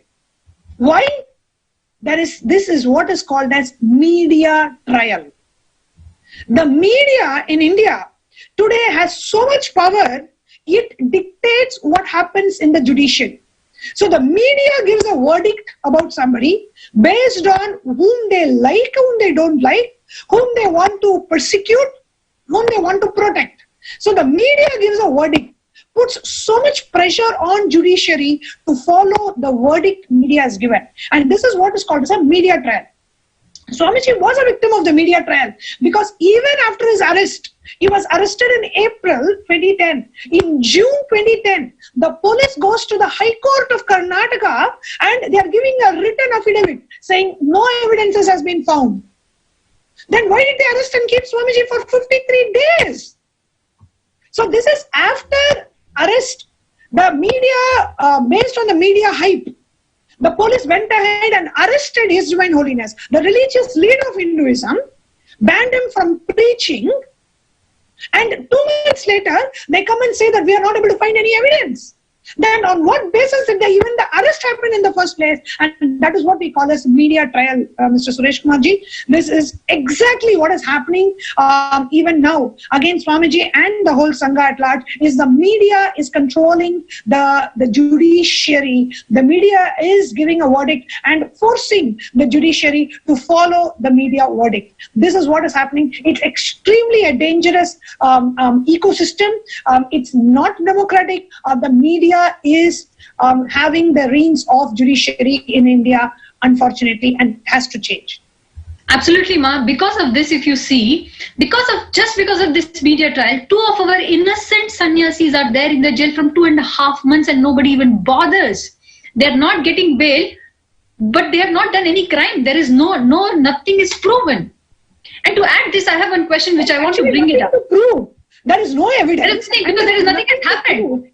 Exactly. Nothing has happened, but they're still trying to prove. I just wanted to add a statement here. It's not just nothing to prove. That entire FIR, I have presented this multiple times even on Nithyananda TV. Statement by statement, we have gathered evidences and we have proved how statement by statement it is false. But Exactly. We are arrested. Actually, Exactly. the reality is, the media decides, like Manyanatma was saying, the entire media trial that is happening. I will just give you all one logical example. You don't even need to understand complicated terms. The entire media claims that we are the victims, though that is not true. They claim that we are kidnapped, and they show the way they write articles and the way that Janardhan gives interview and all, as if, oh, we are kidnapped.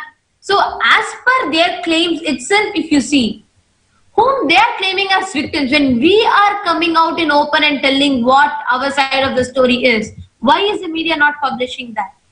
Isn't that just a simple logic that we all can catch? Actually, with this, ma'am, I want to bring it for one more question, which one of the devotees asking. She's Laura from Arizona, and she said, "Who can confirm if the monks are in a good state of health? Is the authorities feeding them properly, or they are starving?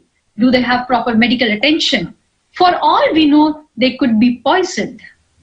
And that We are just praying to Lord Kalabhairava and to our beloved Swamiji to keep the our sister monks in good shape and safe. And we know Swamiji has told that the Sangha has the protection of Kalabhairava, and that's all we can say, Ma. That's all we can say at this point. Especially when we saw like how it happened to Swamiji, when Swamiji was jailed, how Swamiji was tortured, where he was not given food, he was not given water. Even from Adinam, if anyone goes and gives food, they used to mix poison and take and give. So Swamiji will not be able to eat. And how they torture Swamiji by continuously keeping the floor wet. Such inhuman treatments. Really, we are all only praying to Kalabhairava and Swamiji to protect him. And actually, we would like to request all the viewers, because it's been more than 60 days, 2 of our innocent sisters are inside the jail. And it's only by praying to Kalabhairava, because we can't trust judiciary. Literally, we can't. By doing And one thing that we can do, and we need to do, because this is one of the media houses.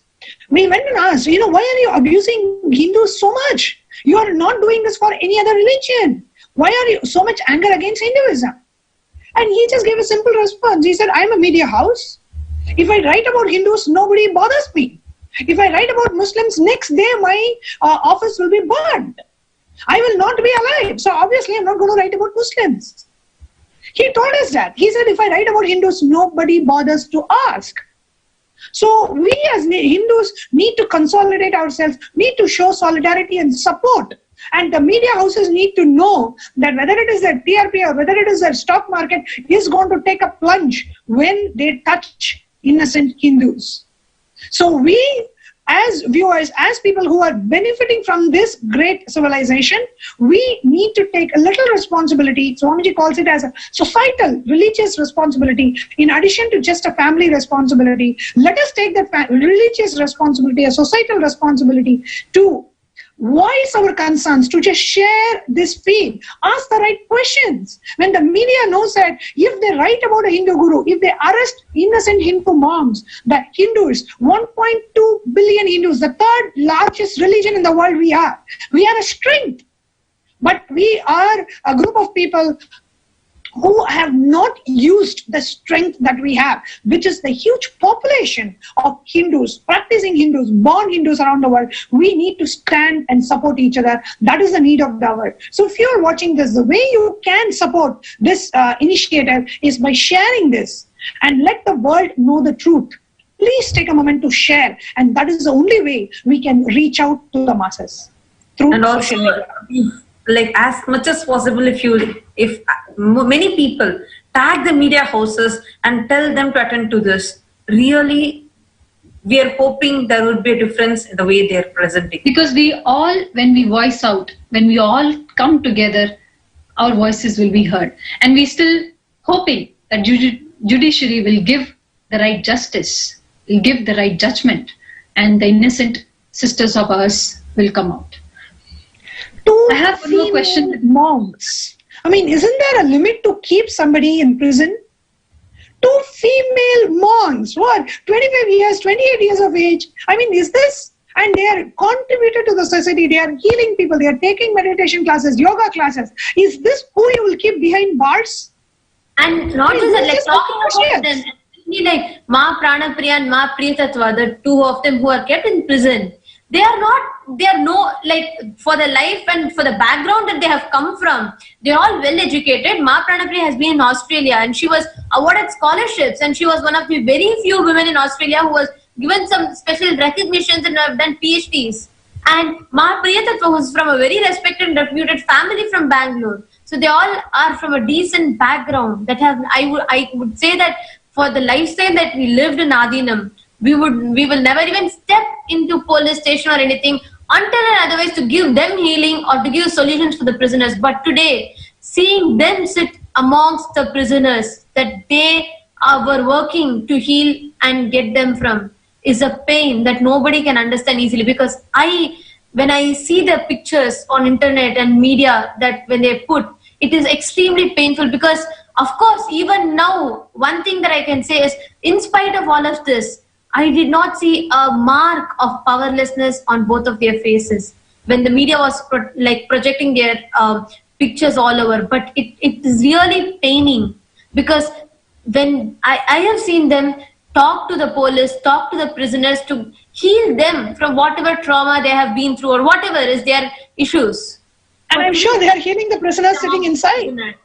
You know, just them going through persecution, I'm sure they are giving solutions to people and healing the prisoners out there, and, giving them whatever Swamiji has given each and every one of us. I'm sure they're doing that in the jail, and I hope to see them out very soon.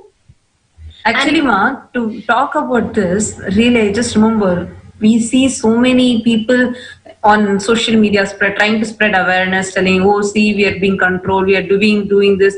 Like, oh, some superhero needs to come, some great person needs to come to save us, things of that sort. But when someone like Swamiji, we know he's the only hope.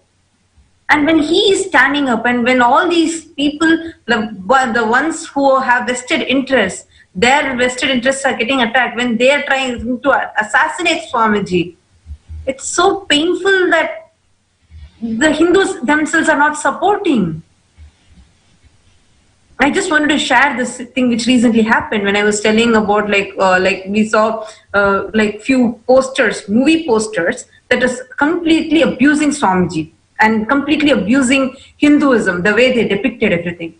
And I had we had made tweets on it and telling that it has to be removed. I was so shocked. People are only asking, oh, why can't you just take it as an entertainment?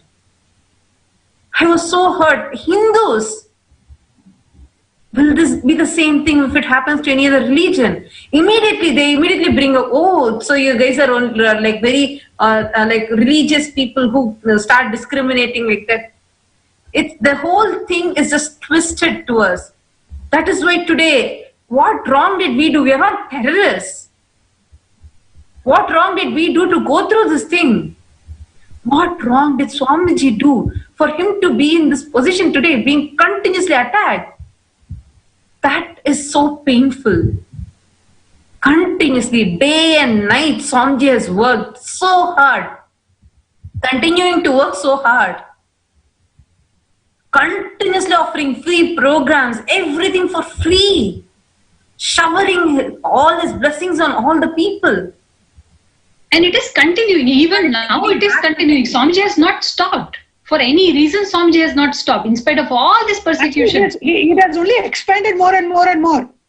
Now, yes. The Sri Kailasa, the only Hindu nation, the Sri Kailasa Uniting Nations, his contributions to the world has never stopped. It has only exponentially increased, and it will exponentially increase because it is the mission and the vision of an avatar, and he will execute and what he has come down for. I have one more question, Ma. Because as we are running out of the time, I would like that we should address this question as well. So it is Nazam Satyajata Shiva. He says, one question that is not answered is why they don't have a legal counsel. Isn't it enough for us to go to the press regarding questions as to why their father does not file an affidavit? They need a team of lawyers and also 2 sannyasis that are jailed illegally, why do they not have a legal representing them in the press and media to deter and present their story in the true light needed to stop this? Of course, we do have a lawyer who is addressing and representing us in the court. We do have a lawyer, and we are of course taking feedback from him and doing it. But the problem is we do not have media support. Like you're asking why the lawyer cannot represent us in the media. Media has a support for that. Which media is ready to even take time to even... Actually, I think the viewer is thinking that the media wants honestly to present both sides of the story. It does not. It wants to present only one side of the story. So even if you approach, they are not going to present. This is our experience last 10 years. The media does not want to carry the truth. I'll give one simple example. Now, Nithyananda and Datapriya have put videos after videos after videos after videos of saying we are not kidnapped, we are not kidnapped, we are not kidnapped. Now, the media doesn't even have to invite them for some live interview or whatever. They can just go to their Facebook, take the clip and say, hey, this is what the 2 sisters are saying. Janardhan, what do you have to answer to that? It's as simple as that. It's not a great, an economics, PhD in economics or a PhD in a quantum physics. It's as simple as that. Has the media done that? Has any mainstream media channel played a 30-second clip of both of them saying we are not kidnapped? So the question is, do the media want to present the other side of the story? And the answer is no. Actually, I'm remembering one thing, Ma. If you see the Republic TV, Arnav Goswami's Republic TV, he puts up a show called Debate, with not a single person from our side representing us. Leave alone inviting us. He didn't invite us, he didn't even ask. But not a single person who represents us. A completely biased speech is called as a debate. From when on did the term debate have this meaning, where only one side is presented, and that's called as a debate? And actually, if I leave about what he's projecting, but I remember having one video which was a conference with the media on Nithyananda's in your channel. I saw that video which you posted, where you are having a direct conversation with all the media houses.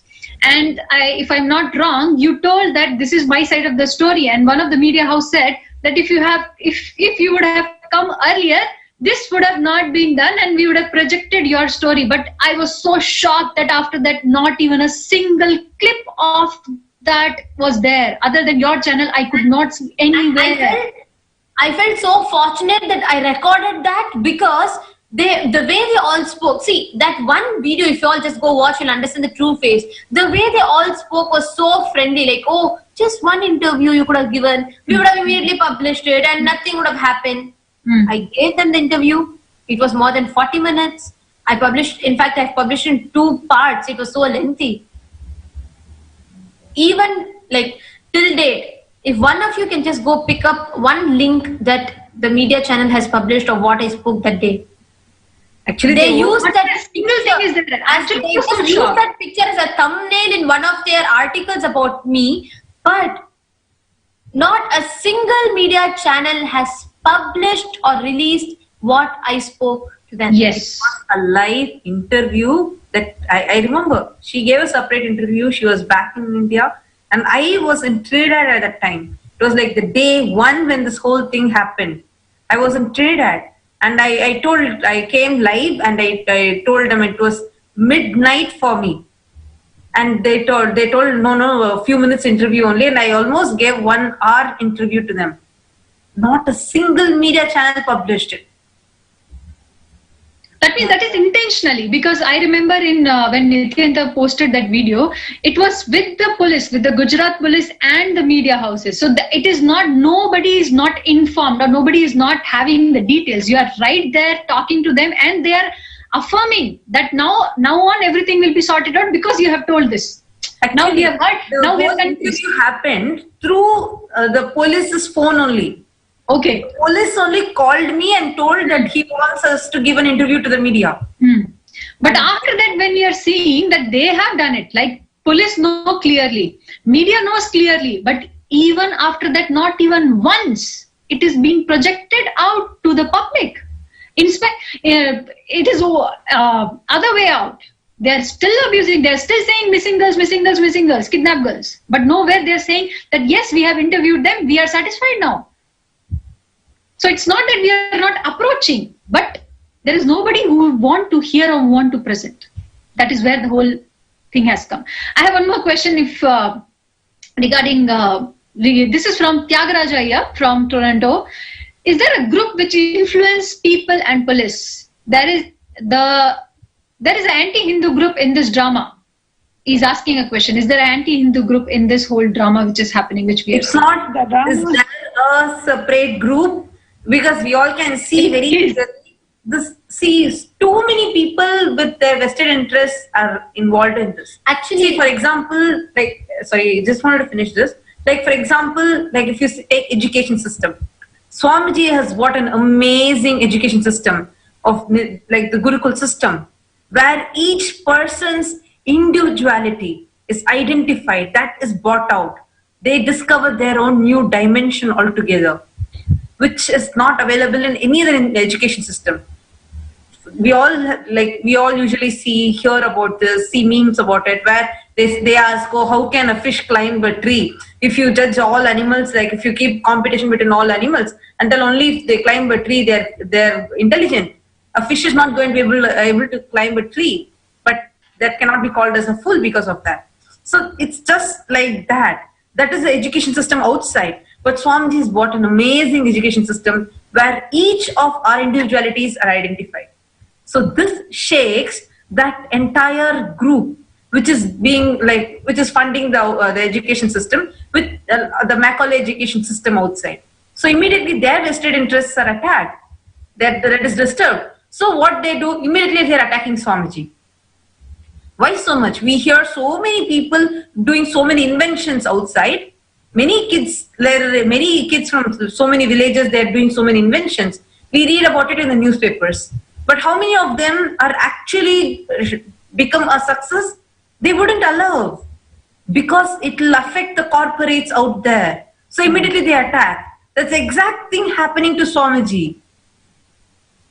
True. Because their vested interests are not even attacked. They are just... So is the pharmaceuticals, right? With the Nirahara Samyama and the healing, the pharmaceutical industry directly feels insecure, because there are people who are getting healed, the people who are eating the right food. So the food industry, the pharmaceutical industry, where, see, it is the people who make money with the right intention, they feel empowered. The people who make money with a wrong intention means when people become sick, I make more money.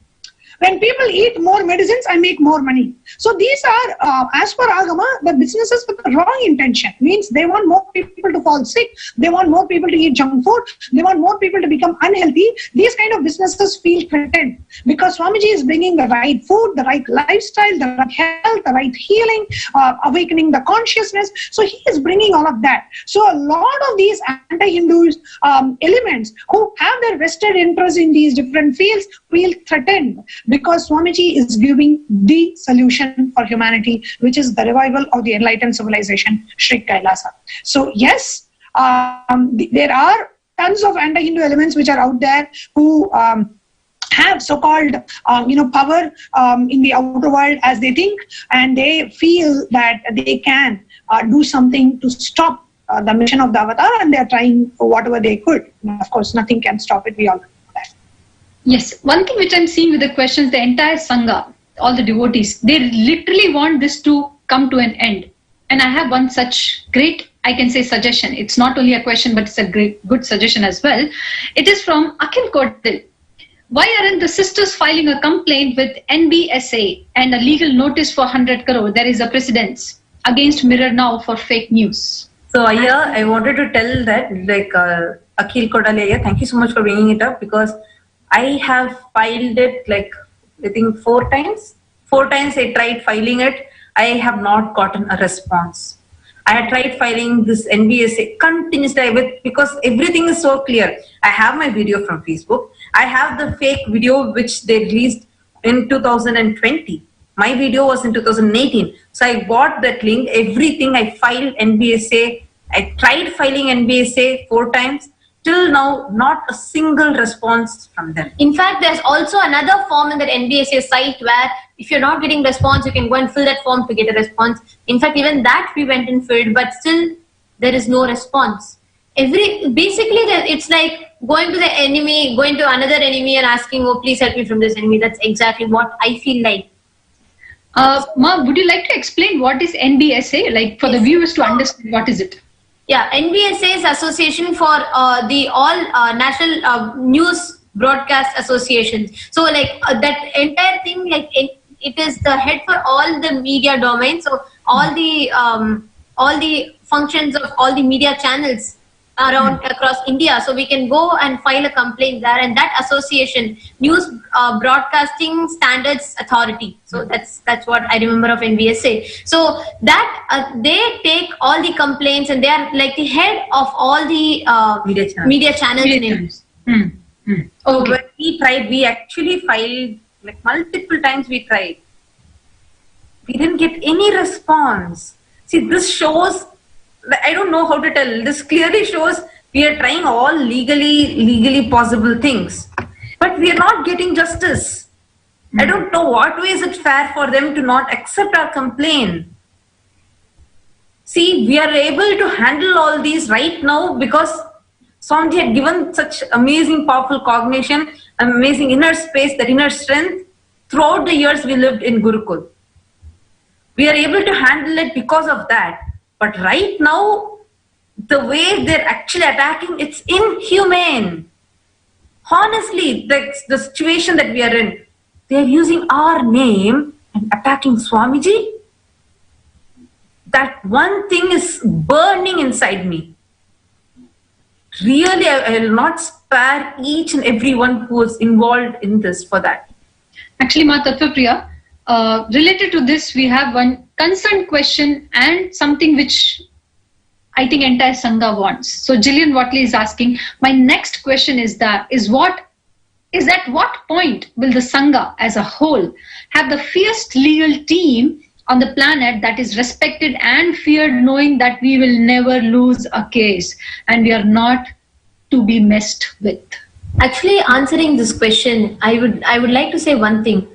That will happen the moment actually we have lot of people, but unfortunately, as long as this society where the media decides what the human need to believe, what the people need to believe, as long as that exists, and as long as that is there and that continues to decide what people have to understand, what people have to perceive about situation, we will not be able to tell the reality. Actually, in reality, all the legal requirements in our side is very clear. We are all clean with that, and we have already fulfilled all the needs. We have actually what is required. We have much more than that. Like all evidences are that clear. I just wanted to add that as a point. Yeah. So the moment we have the day where everyone, as a devotees, like if you all just take us devotees who know Swamiji, we are a family of millions. I just wanted to remind that. So the day each and every one of these millions of people resonate saying, oh my God, I need to do something for this, we will have that. I just want to say that because I know there will be everyone who will be waiting for one somebody from that millions who will be doing it, including one share. I can say there will be thousands of views on Facebook, but when we ask and when we tell that this is the help we need, there will be very few people who will actually do it because everyone thinks someone will do it. And that has been one of the things that has been plaguing the Hinduism. We have lost 56 nations just because we as Hindus did not stand and support each other. And now in the time where Swamiji is reviving the only Hindu nation, the Sri Kailasa, let us unite as Hindus. If a persecution is happening, every Hindu should feel, what can I do? What can I do in my capacity? I'm not saying go out on the street and strike or do something or fast unto death or no. What can I do to contribute to stop this persecution? That question has to be there in every Hindu. And if that question awakens and we feel, okay, even a small share, even a tweet for 30 seconds, even a share of a YouTube video, of a Facebook video can go a long way because we are 1.2 billion people on this planet. So we have a huge voice if we can all stand together, and that's what we missed. And we lost 56 nations. We lost the political, cultural, spiritual, economic legitimacy of Hinduism. And today, all the problem that we have is because we do not have one nation in the world to protect the persecuted Hindus, and which is Sri Kailasa today, the revival of the only Hindu nation, the enlightened civilization. We do not have any other nation, no government, which is protecting the interests of Hindus. So Sri Kailasa is the only hope, and for that hope to manifest as reality as soon as possible, each and every practicing and living Hindu has to do their part into making this truth reach humanity. And as you said, today the entire we are 1.2 billion voice. Like we can if we all just come together, we can really stand for the truth. The truth will always be. It'll always stay. It'll never be. Nobody can mess with it. But we cannot go one by one to physically meeting one person. Where are those people? Majority of people are on social media. Just one share can do that job. I can say it has become more easier for us to reach, to voice out through social media. So we will be only requesting all the viewers to tweet, to share this live feed so that truth can go all out and we can stand up as together as one single voice. As you can see, you can have the questions with the hashtag, which is Justice for Nithyananda, and that will really help us to see that yes, all of you are also together and standing up for this voice of Hinduism. And each and every one of us can tweet with this hashtag Justice for Nithyananda, and ask the questions that you have, the right questions that each of us have. Why is Janardhan not arrested? Who's behind Janardhan? How is he even daring to contempt the order of the judge? How is he even questioning the Indian High Commission? So each of you can tweet all these questions, tagging the Indian media, tagging the global media, tagging the international bodies, and bring it to their attention. And I'm sure with all our concerted effort, the world will hear us. Yes, thank you. And I will be very happy to receive all the questions from you and supportive messages if you have. And we have more questions to take, which we'll be taking it tomorrow. And with this, let us all get ready to have more and more powerful cognitions from Swamiji as part of the Nithyananda Satsang. Swamiji comes every day live for all of us to give us that powerful cognition, to give us the strength and the way we'll be always standing up for the truth. That strength comes only when we live those powerful cognitions. And for this, let us all get ready. Make sure you're sharing this live stream so that everybody else is getting these powerful cognitions in their life. And with this, sit straight, chant the Mahavakya, Om Nithyananda Paramashivam, and let us all get ready to receive Swamiji. Thank you for watching us. Nithyananda.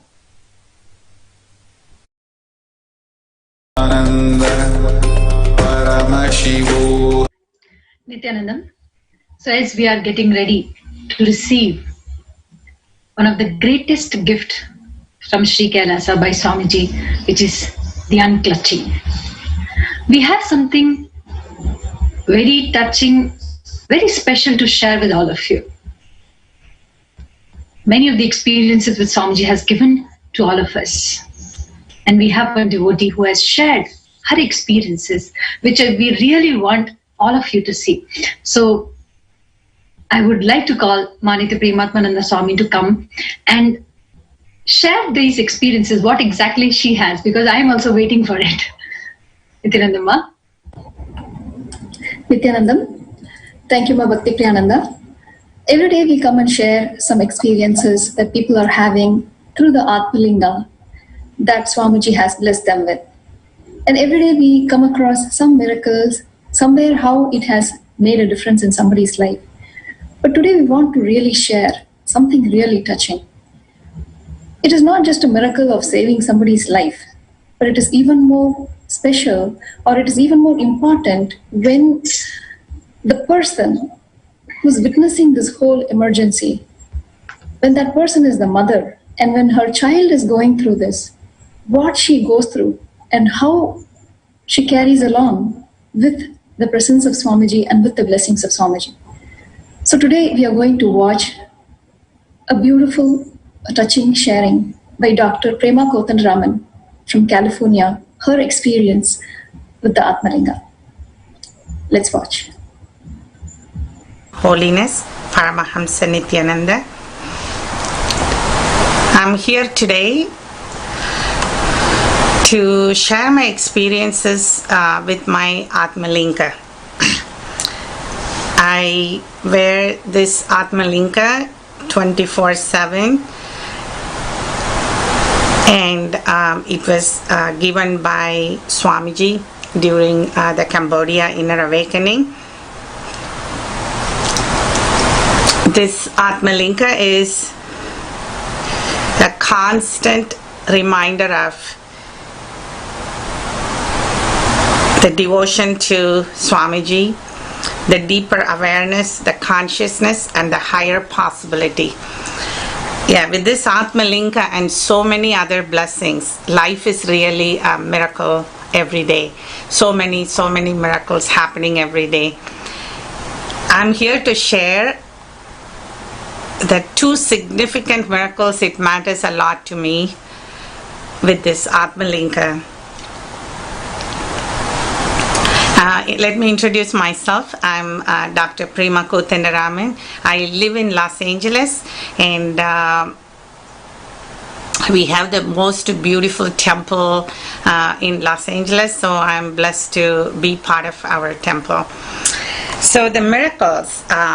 So a couple of years ago, summer vacation, we all went to Florida, to Miami, and my younger daughter was 14 years old at the time, and so it's the second day of our vacation near the ocean side that my husband, my daughter wanted to go in jet skiing. They have done that many times, but so that particular day, like when they decided to go in a jet ski, I was saying like not to go, like it's kind of some intuition in me that it's not a day that I saw the sea was so rough, but like they decided to go in the ocean. And after they left, and they were both like very comfortable and putting their life jacket and everything, they were going in, that I always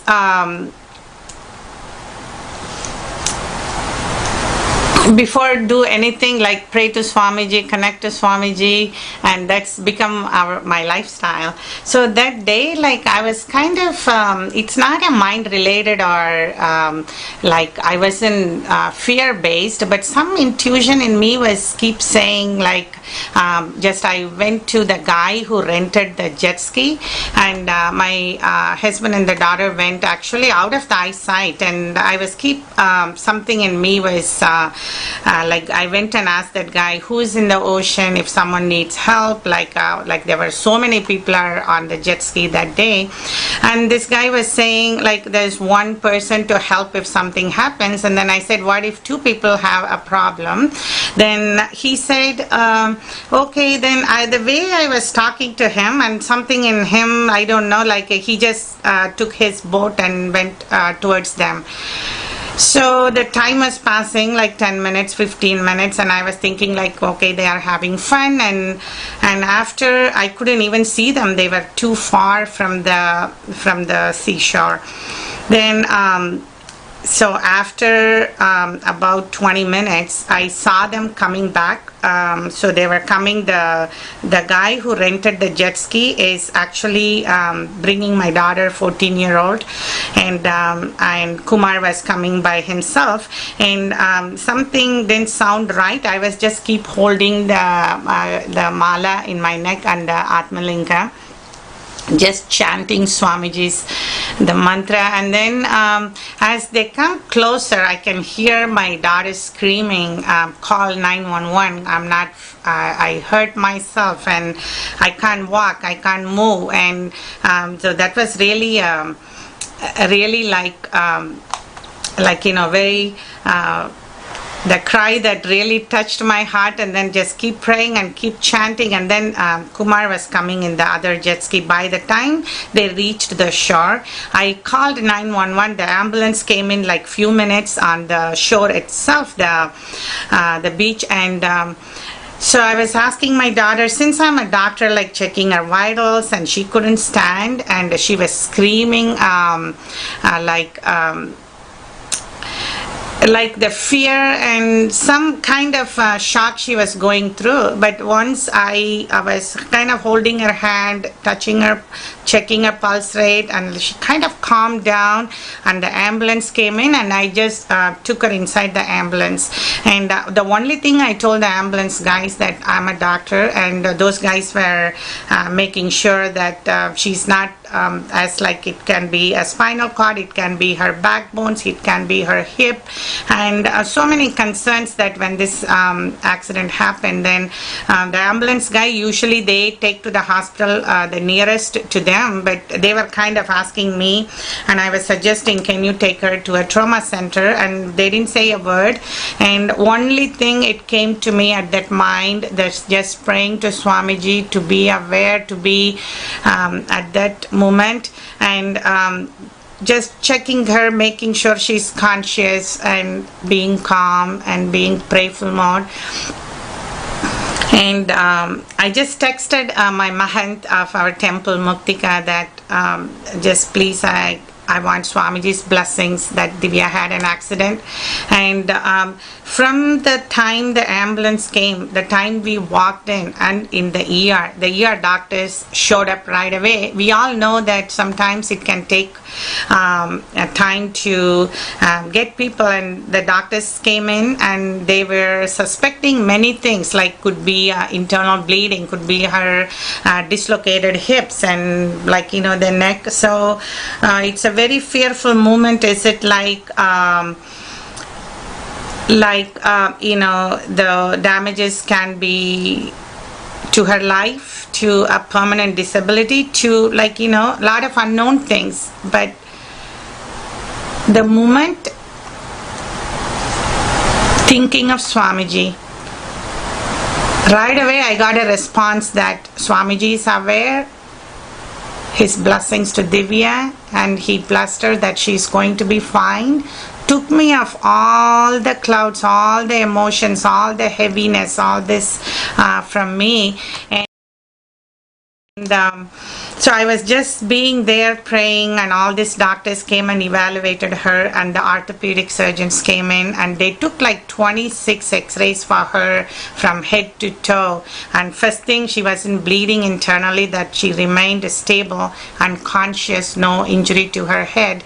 And after this, all these x-rays, then they were preparing to take her to the operating room if needed, to fix any fractures, because she couldn't move her legs. Then the miracle is she had a fracture in her pelvic bone. It was so close to her major blood vessels, but very narrow, like it wasn't involving any of her vital structures like her uterus or bladder or the blood vessels or her backbone or spine. And that fracture did not need a surgery. And all these doctors were like, what a luck this girl, like she's 14, it could have been worse.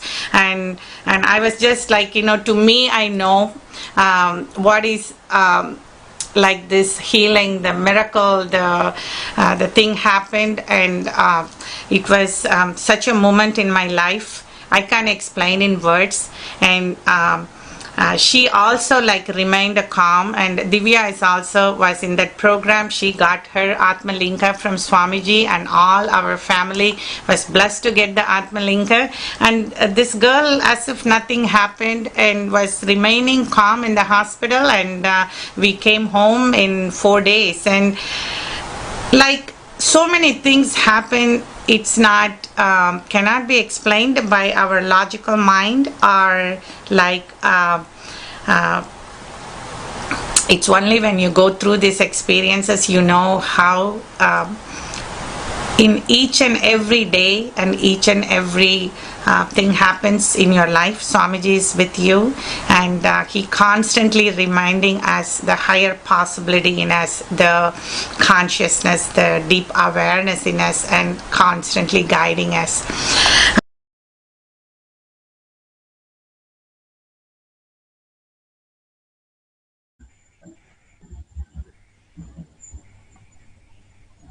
It's such a beautiful, touching sharing from Dr. Prema Kothandaraman. At an emergency time, a doctor is thinking of Swamiji. She's not thinking logically what needs to be done, but she's thinking of Swamiji. And of course, Swamiji saves and protects. We really thank Dr. Prema Kothandaraman for sharing this experience so millions around the world can benefit by receiving this Atma Linga through the Diksha into power manifestation. That is where you can receive this Atma Linga, which is personally blessed and energized by Swamiji. It is a 2-day program offered online. You can attend this program anywhere in the world from a nearby center.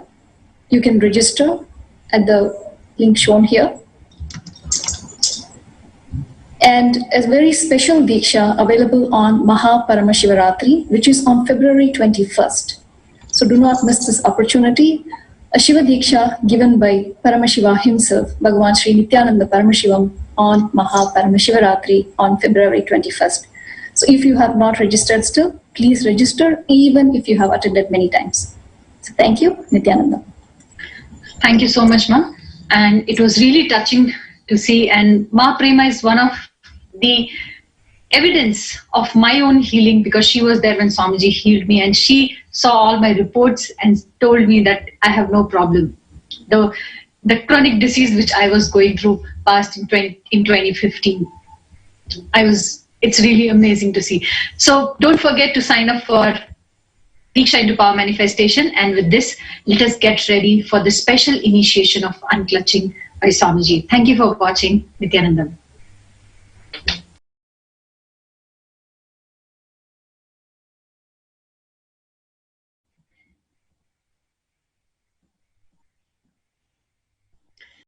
Nithyananda. So after receiving this greatest gift from Sri Kailasa, the ultimate conscious resource of unclutching, in which Swamiji has initiated all of us,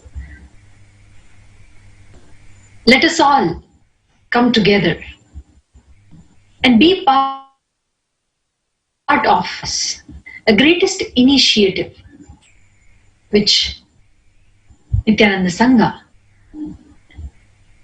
as entity of Sri Kailasa Uniting Nations, Swamiji has blessed that the coronavirus, which is spreading and affecting and killing lives, to heal coronavirus. The entire Sangha is coming up and chanting the Mahavakya, Om Nithyananda Paramashivam, which is starting 9 p.m. Indian Standard Time, and it will continue for 48 hours. It will be live relayed on Kailasa TV. And if you have still not participated for this great initiative, it is not only going to heal others, but heal yourself. You can heal yourself by participating, by continuously chanting Mahavakya. Around the world, various centers, temples, adhinams are coming together, and we are going to have live chanting of Mahavakya, which is Om Nithyananda Paramashivam. And this will literally take you to the Nirvikalpa Samadhi, which Swamiji was mentioning today. So let's not miss this opportunity, where chanting the Mahavakya is going to heal all those who are suffering from coronavirus. To heal this coronavirus, to heal the world, and to heal yourself. Participate and register for this cause, for this initiative. You can see the link on the screen. Immediately register. If you are nearby any of our center, temple, Adinam, make sure you go to this temple and collectively sit there and chant the Mahavakya. If you are in the place where the center or temple is not available, you can watch live and continue to chant. Prayers is something which it never fails. And when you do sincere prayer, Paramashiva listens to you and Paramashiva manifests and showers with all the auspiciousness. Let us all come together and heal the world. With this, let us all get ready for Power Manifestation session directly from Sri Kailasa Kotya. Also, would like to remind all the viewers, every day, 7 a.m. IST, we are taking live questions from all the viewers regarding the ongoing persecution which is happening. If you have any questions or any feedback, any kind of concern, you can send us the questions. When the live feed is going on, you can write your questions and we will take your live questions from Facebook, Twitter. Make sure you are having the hashtag, which is Justice for Nithyananda. Hashtag Justice for Nithyananda. Make sure you are having this hashtag with your tweet or with your comment on Facebook. We will take your questions and answer it live, 7 a.m. IST. So don't miss that. Furthermore, if you have any doubts or any kind of health issue or any concern, anyway, if you feel that you can share with us and we can help you, you can visit our website, which is www.kailasa.org. You have live chat option 24/7. We all are available for your sake, for humanity too. So don't hesitate. You're most welcome to share anything which you wish to. Also, you can write us an email, which is contact@kailasa.org. And let us all get ready for Power Manifestation session. Thank you for watching us. See you all tomorrow, morning 7 a.m. IST on the same channel. Thank you, Nithyananda.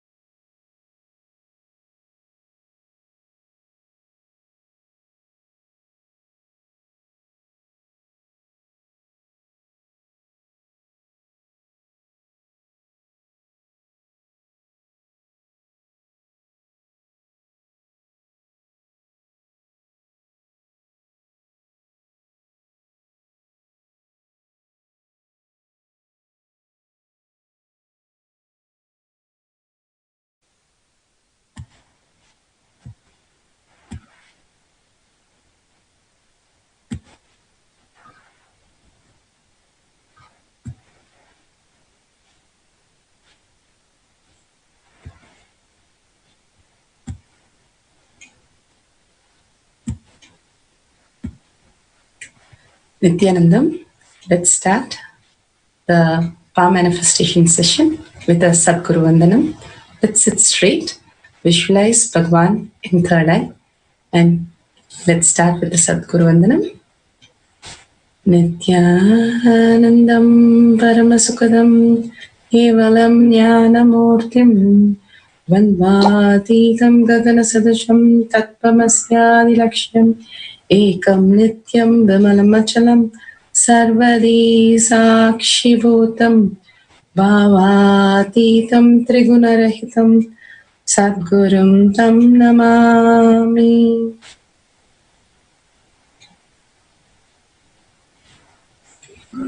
Nithyananda, such a intense, beautiful Nirvikalpa Samadhi space for all of us to experience the real unclutch Swamiji himself guided us with the jnana, the powerful cognition, and so beautifully initiated us, gave darshan, and lead us to the ultimate source, resource, the inner space.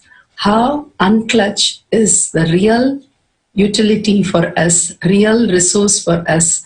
The more and more we live in the unclutched space, the more and more we cherish that space of unclutch, we will be in non-reactionally. Again and again, the reaction which is happening constantly, the frequency of it happening, the intensity of it happening, again and again, we are, rebounding on only reaction. But here, Swamiji is again and again, with all the problems that's going on, he is able to contribute such a beautiful space, because he is the living example of how living in unclutched space, nirvikalpa samadhi, the ultimate can be experienced through us. Our decision, our will, persistence to hold on to live in unclutched space, not again and again going back to this world and deluding in the whatever is happening, but ready to decide to stand beyond this world as an unclutched being. More and more we live in the space of unclutched, more and more we are going to be manifesting not only physical, Swamiji says, not only the software, the hardware also. Our own body starts regenerating, and our own space around us, more and more start happening in us. It is not we who do anything. Even the breath, he said very beautifully, if you continuously remember me during the breathing, that is the most beautiful space. Again and again, he has guided us that the most important or most worth space is only nirvikalpa samadhi. We only think our resources is outside planning and deciding and doing things will give us result. He says, no, you living unclutch, you living in nirvikalpa samadhi is going to produce the fulfillment, the ultimate truth which is happening in us. It is not how much we do. It's not that we have to keep quiet and not do. We have to continuously do. Actually, we'll do things more intensely, more beautifully, more authentically if we live in the space of unclutch. Continuously, we deciding to breathe Paramashiva whenever we eat, whenever we walk, again and again living the presence of Swamiji, again and again living the space that we understand as our core, Paramashiva in us. So beautifully, if the bottle has some sweet liquid, the bottle does not feel anything. But when you drink it, you feel the sweetness in your tongue and you cherish it. Same way, the box of chocolate does not feel anything. Only when you eat it, you feel it. That is because it is already there. The ultimate is inside, which is experiencing and which is giving you the experience. But you forget that the ultimate which is experiencing, if that is not there, Paramashiva is not there, we are just a matter like the bottle or the box. The Paramashiva in us is making us experience this ultimate. So what is giving the joy is the nirvikalpa state, the real core in us, the nityatva that Swamiji describes, is what is giving us the fulfillment, the joy, the happenings in the world. But unfortunately, we keep on going on thinking that the tongue gives the taste or the eyes gives the pleasure. The real pleasure is from within, which Paramashiva is giving us, like how we are breathing. But when we decide to live that space again and again as Paramashiva is living, seeing, doing things, we will simply fall into the oneness of Paramashiva. The jnana that Swamiji has given will make us into the bhakti, the soaking in him, ultimately continuously chanting the Mahavakya, feeling the oneness, and feeling the Nirvikalpa Samadhi in the infinite space and infinite possibility. If we are struggling in our dream, the only way to wake us up is let us decide, have the will persistence to live in the unclutched space. The unclutched space is the waking up and continuously living in the Nirvikalpa Samadhi that Swamiji is breathing through us, continuously, unbrokenly. Let's go to the Shastra Pramana today, what Swamiji has given.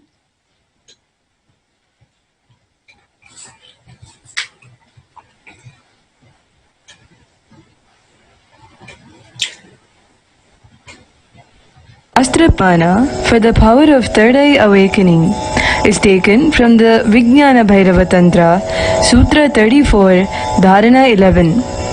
Kapala antarmanonyasya tishthanmilitalochanaha kramena manasodadhyat lakshaye lakshamuttamam. Kapalantarmanonyasya tishthanmilitalochanaha kramena manasodadhyat lakshaye lakshamuttamam. Such a beautiful sutra from Vijnana Bhairava Tantra, Sutra 34, Dharana 11. By fixing the mind on the inner space within the crown center and sitting stably without any movement and having the eyes closed in succession, by that stability of the mind and inner space, through the power of third eye, one directly sees the ultimate goal, Lakshyam, by the vision beyond sight that reveals any object place attaining the space of oneness with Paramashiva. The beautiful sutra exactly describes how living in Nirvikalpa Samadhi gives you the ultimate. We are only in the limitation, like as though we are put in the box and we know only in the box.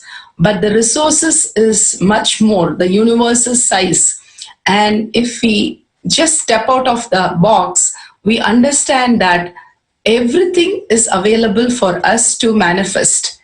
Here we are just stuck in the box. Here he said beautifully that if you are in restful awareness inside your inner space, continuously we are talking to Swamiji, breathing with Swamiji, and continuously living in the Nirvikalpa Samadhi, that is unclutched space, the restful awareness where no thoughts are there.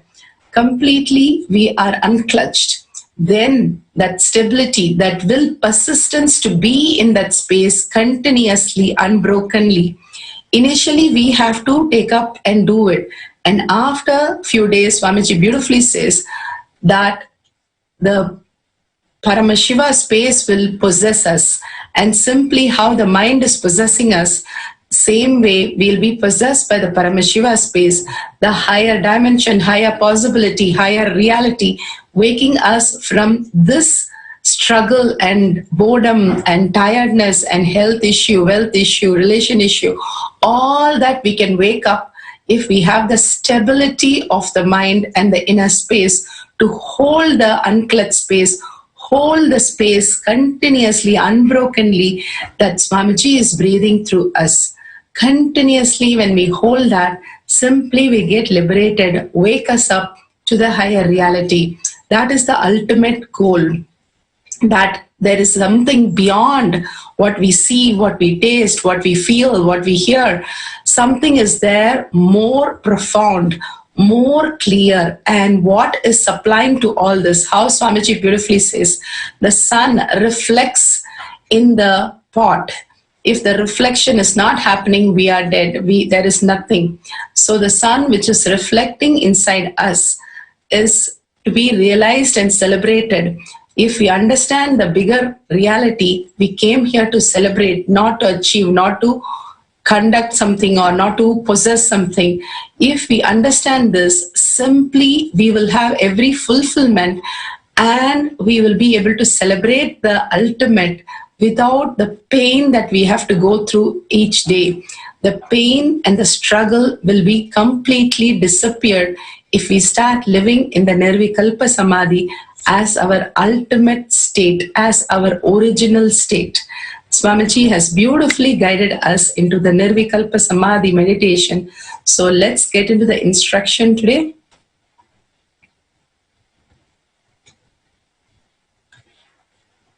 Today we are going to do the GPS.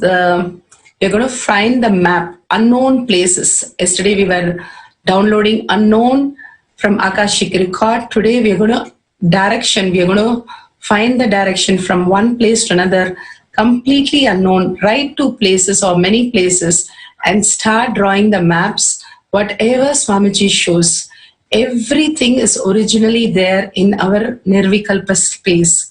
Everything is available. The resource is available when we start understanding that where we function from, the original place. Like we work like workers. Swamiji is taking us to become the owners. More and more we understand the reality, we are going to enjoy the whole space in understanding how to function this life without getting disturbed, without getting tired, bored, or again and again into all the traumas of life.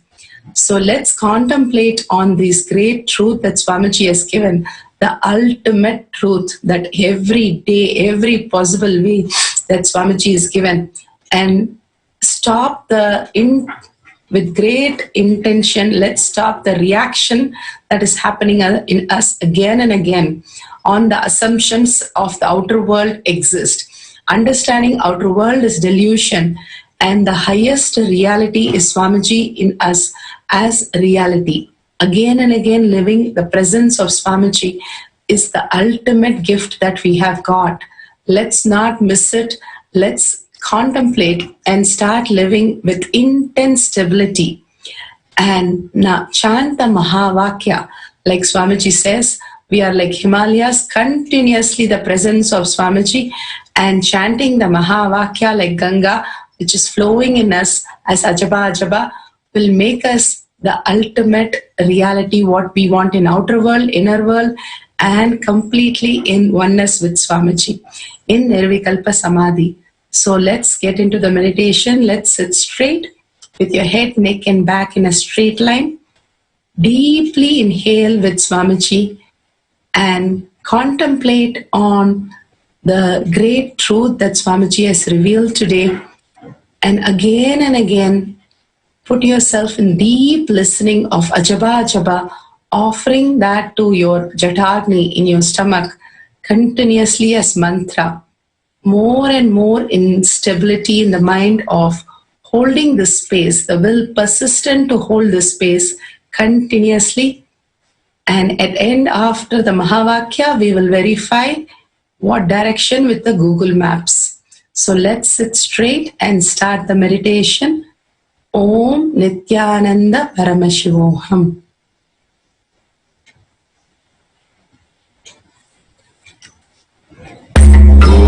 Om Nithyananda Paramashivam.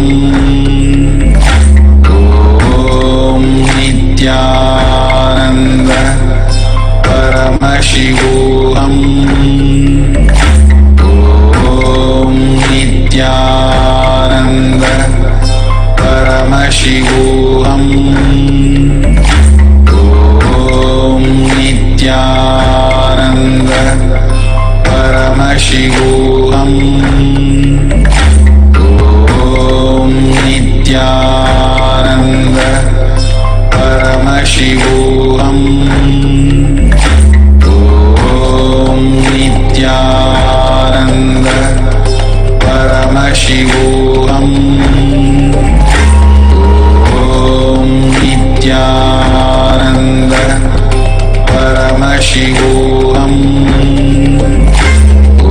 Om Nithyananda Paramashivam. Om Nithyananda Paramashivam. Om Nithyananda Paramashivam.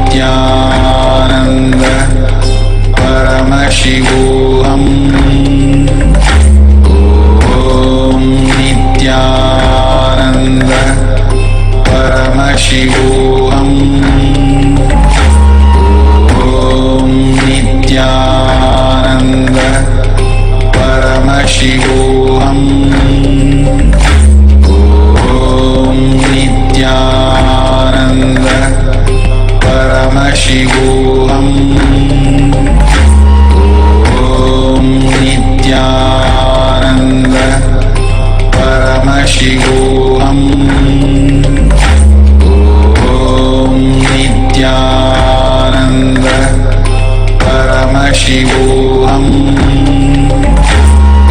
Om Nithyananda Paramashivam.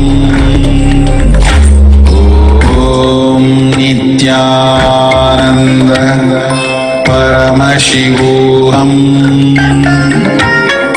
Om Nithyananda Paramashivam.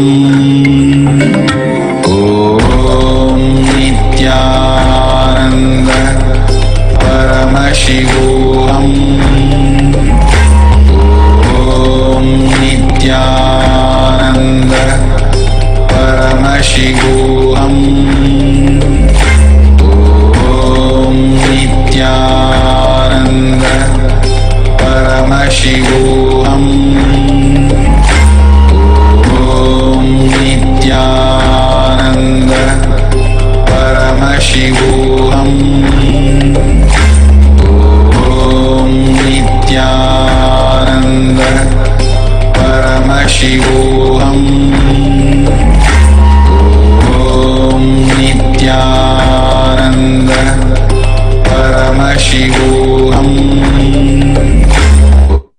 Om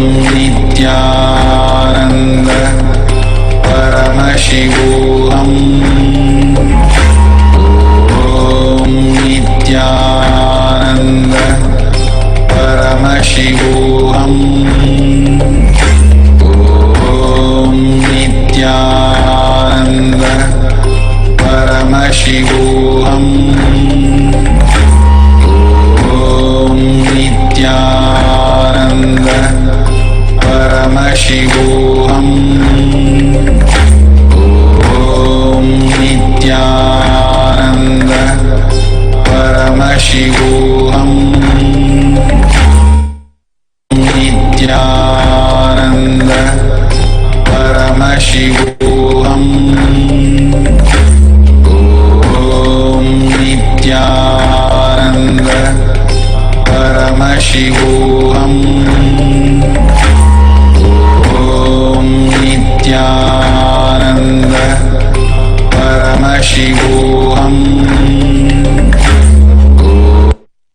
Om Nithyananda Paramashivam. Om Nithyananda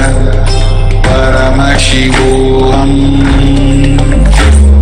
Om Nithyananda Paramashivam.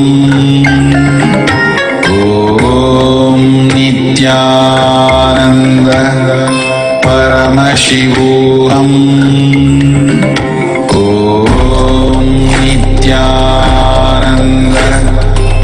Paramashivam. Om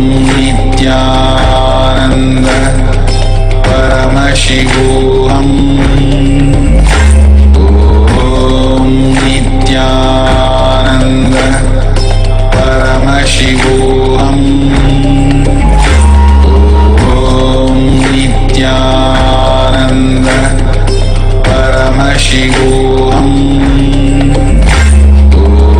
Om Nithyananda Paramashivam. Om Nithyananda Paramashivam. Om Nithyananda Paramashivam. Om Nithyananda Paramashivam. Om Nithyananda Paramashivam. Om Nithyananda Paramashivam. Om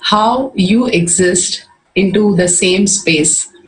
So, enriching and causing is a very high spiritual practice.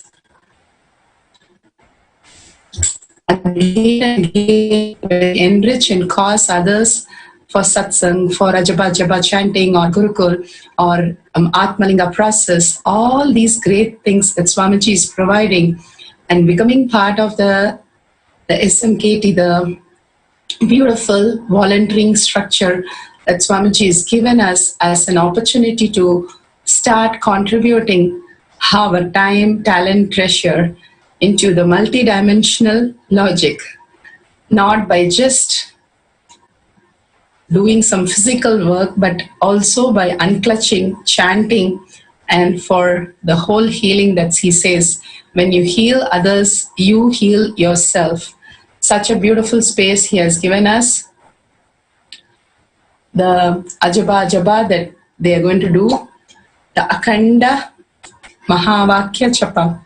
Each time we chant the Mahavakya, simply we heal ourselves and everything around us. It opens the Shanta, the door to the higher consciousness, just like that. Whatever you do, start living the Ajaba continuously. And if you could enroll and start doing with the whole group, it raises the consciousness of the whole humanity. It's such a beautiful oneness space that we can experience just by chanting the Mahavakya that Swamiji has initiated all of us. The greatest possibility opens us. Swamiji beautifully says, just by chanting the Ramanama, Hanuman was able to do everything. And if he opens his heart, there's only Rama inside, nothing but Rama inside. Understand the Ajaba. It really makes us understand that Paramashivam, Swamiji, our Guru, is residing in our heart. More and more we start chanting, we realize that beautiful space in us. It's not going to just gift somebody, but it is the greatest gift for you to realize that inside your heart, Swamiji resides, and such a beautiful space you can celebrate that he is manifesting everything through you and experiencing through you. Such an ecstasy happens when you start enrolling and start living these great spaces that Swamiji gives. Each and everything is a gift from Sri Kailasa for us to understand, to celebrate the life in deep ecstasy, the ultimate gift that he gives. So don't miss even one opportunity, whatever he gives, to the ultimate reality that we are here for. You can enroll the kids, how Swamiji is grooming the kids and making them live in the Nirvikalpa Samadhi and live in the highest reality, highest thought currents and highest possibility as inner resources, rather than have to fight their life and struggle through their depression, addiction, confusion, all the stress that is happening in the world. The only gift that you can give for your kids is Nithyananda Gurukul. It's an online Gurukul.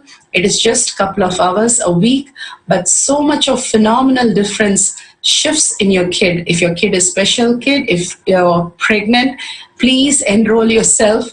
It is for everybody, right from the womb to the kids about 21 years can enroll into the Enlightened Kid group. And if you would like to go contribute some time with the kids, enjoying the space, and you will transform yourself by being with Swamiji's kids, you can enroll yourself as Acharya registration new. It's the most best gift you can give yourself or your kids, just a couple of hours every week. That's the ultimate space that Swamiji has given. Go ahead and enroll yourself in this ultimate gift process that Swamiji has given us.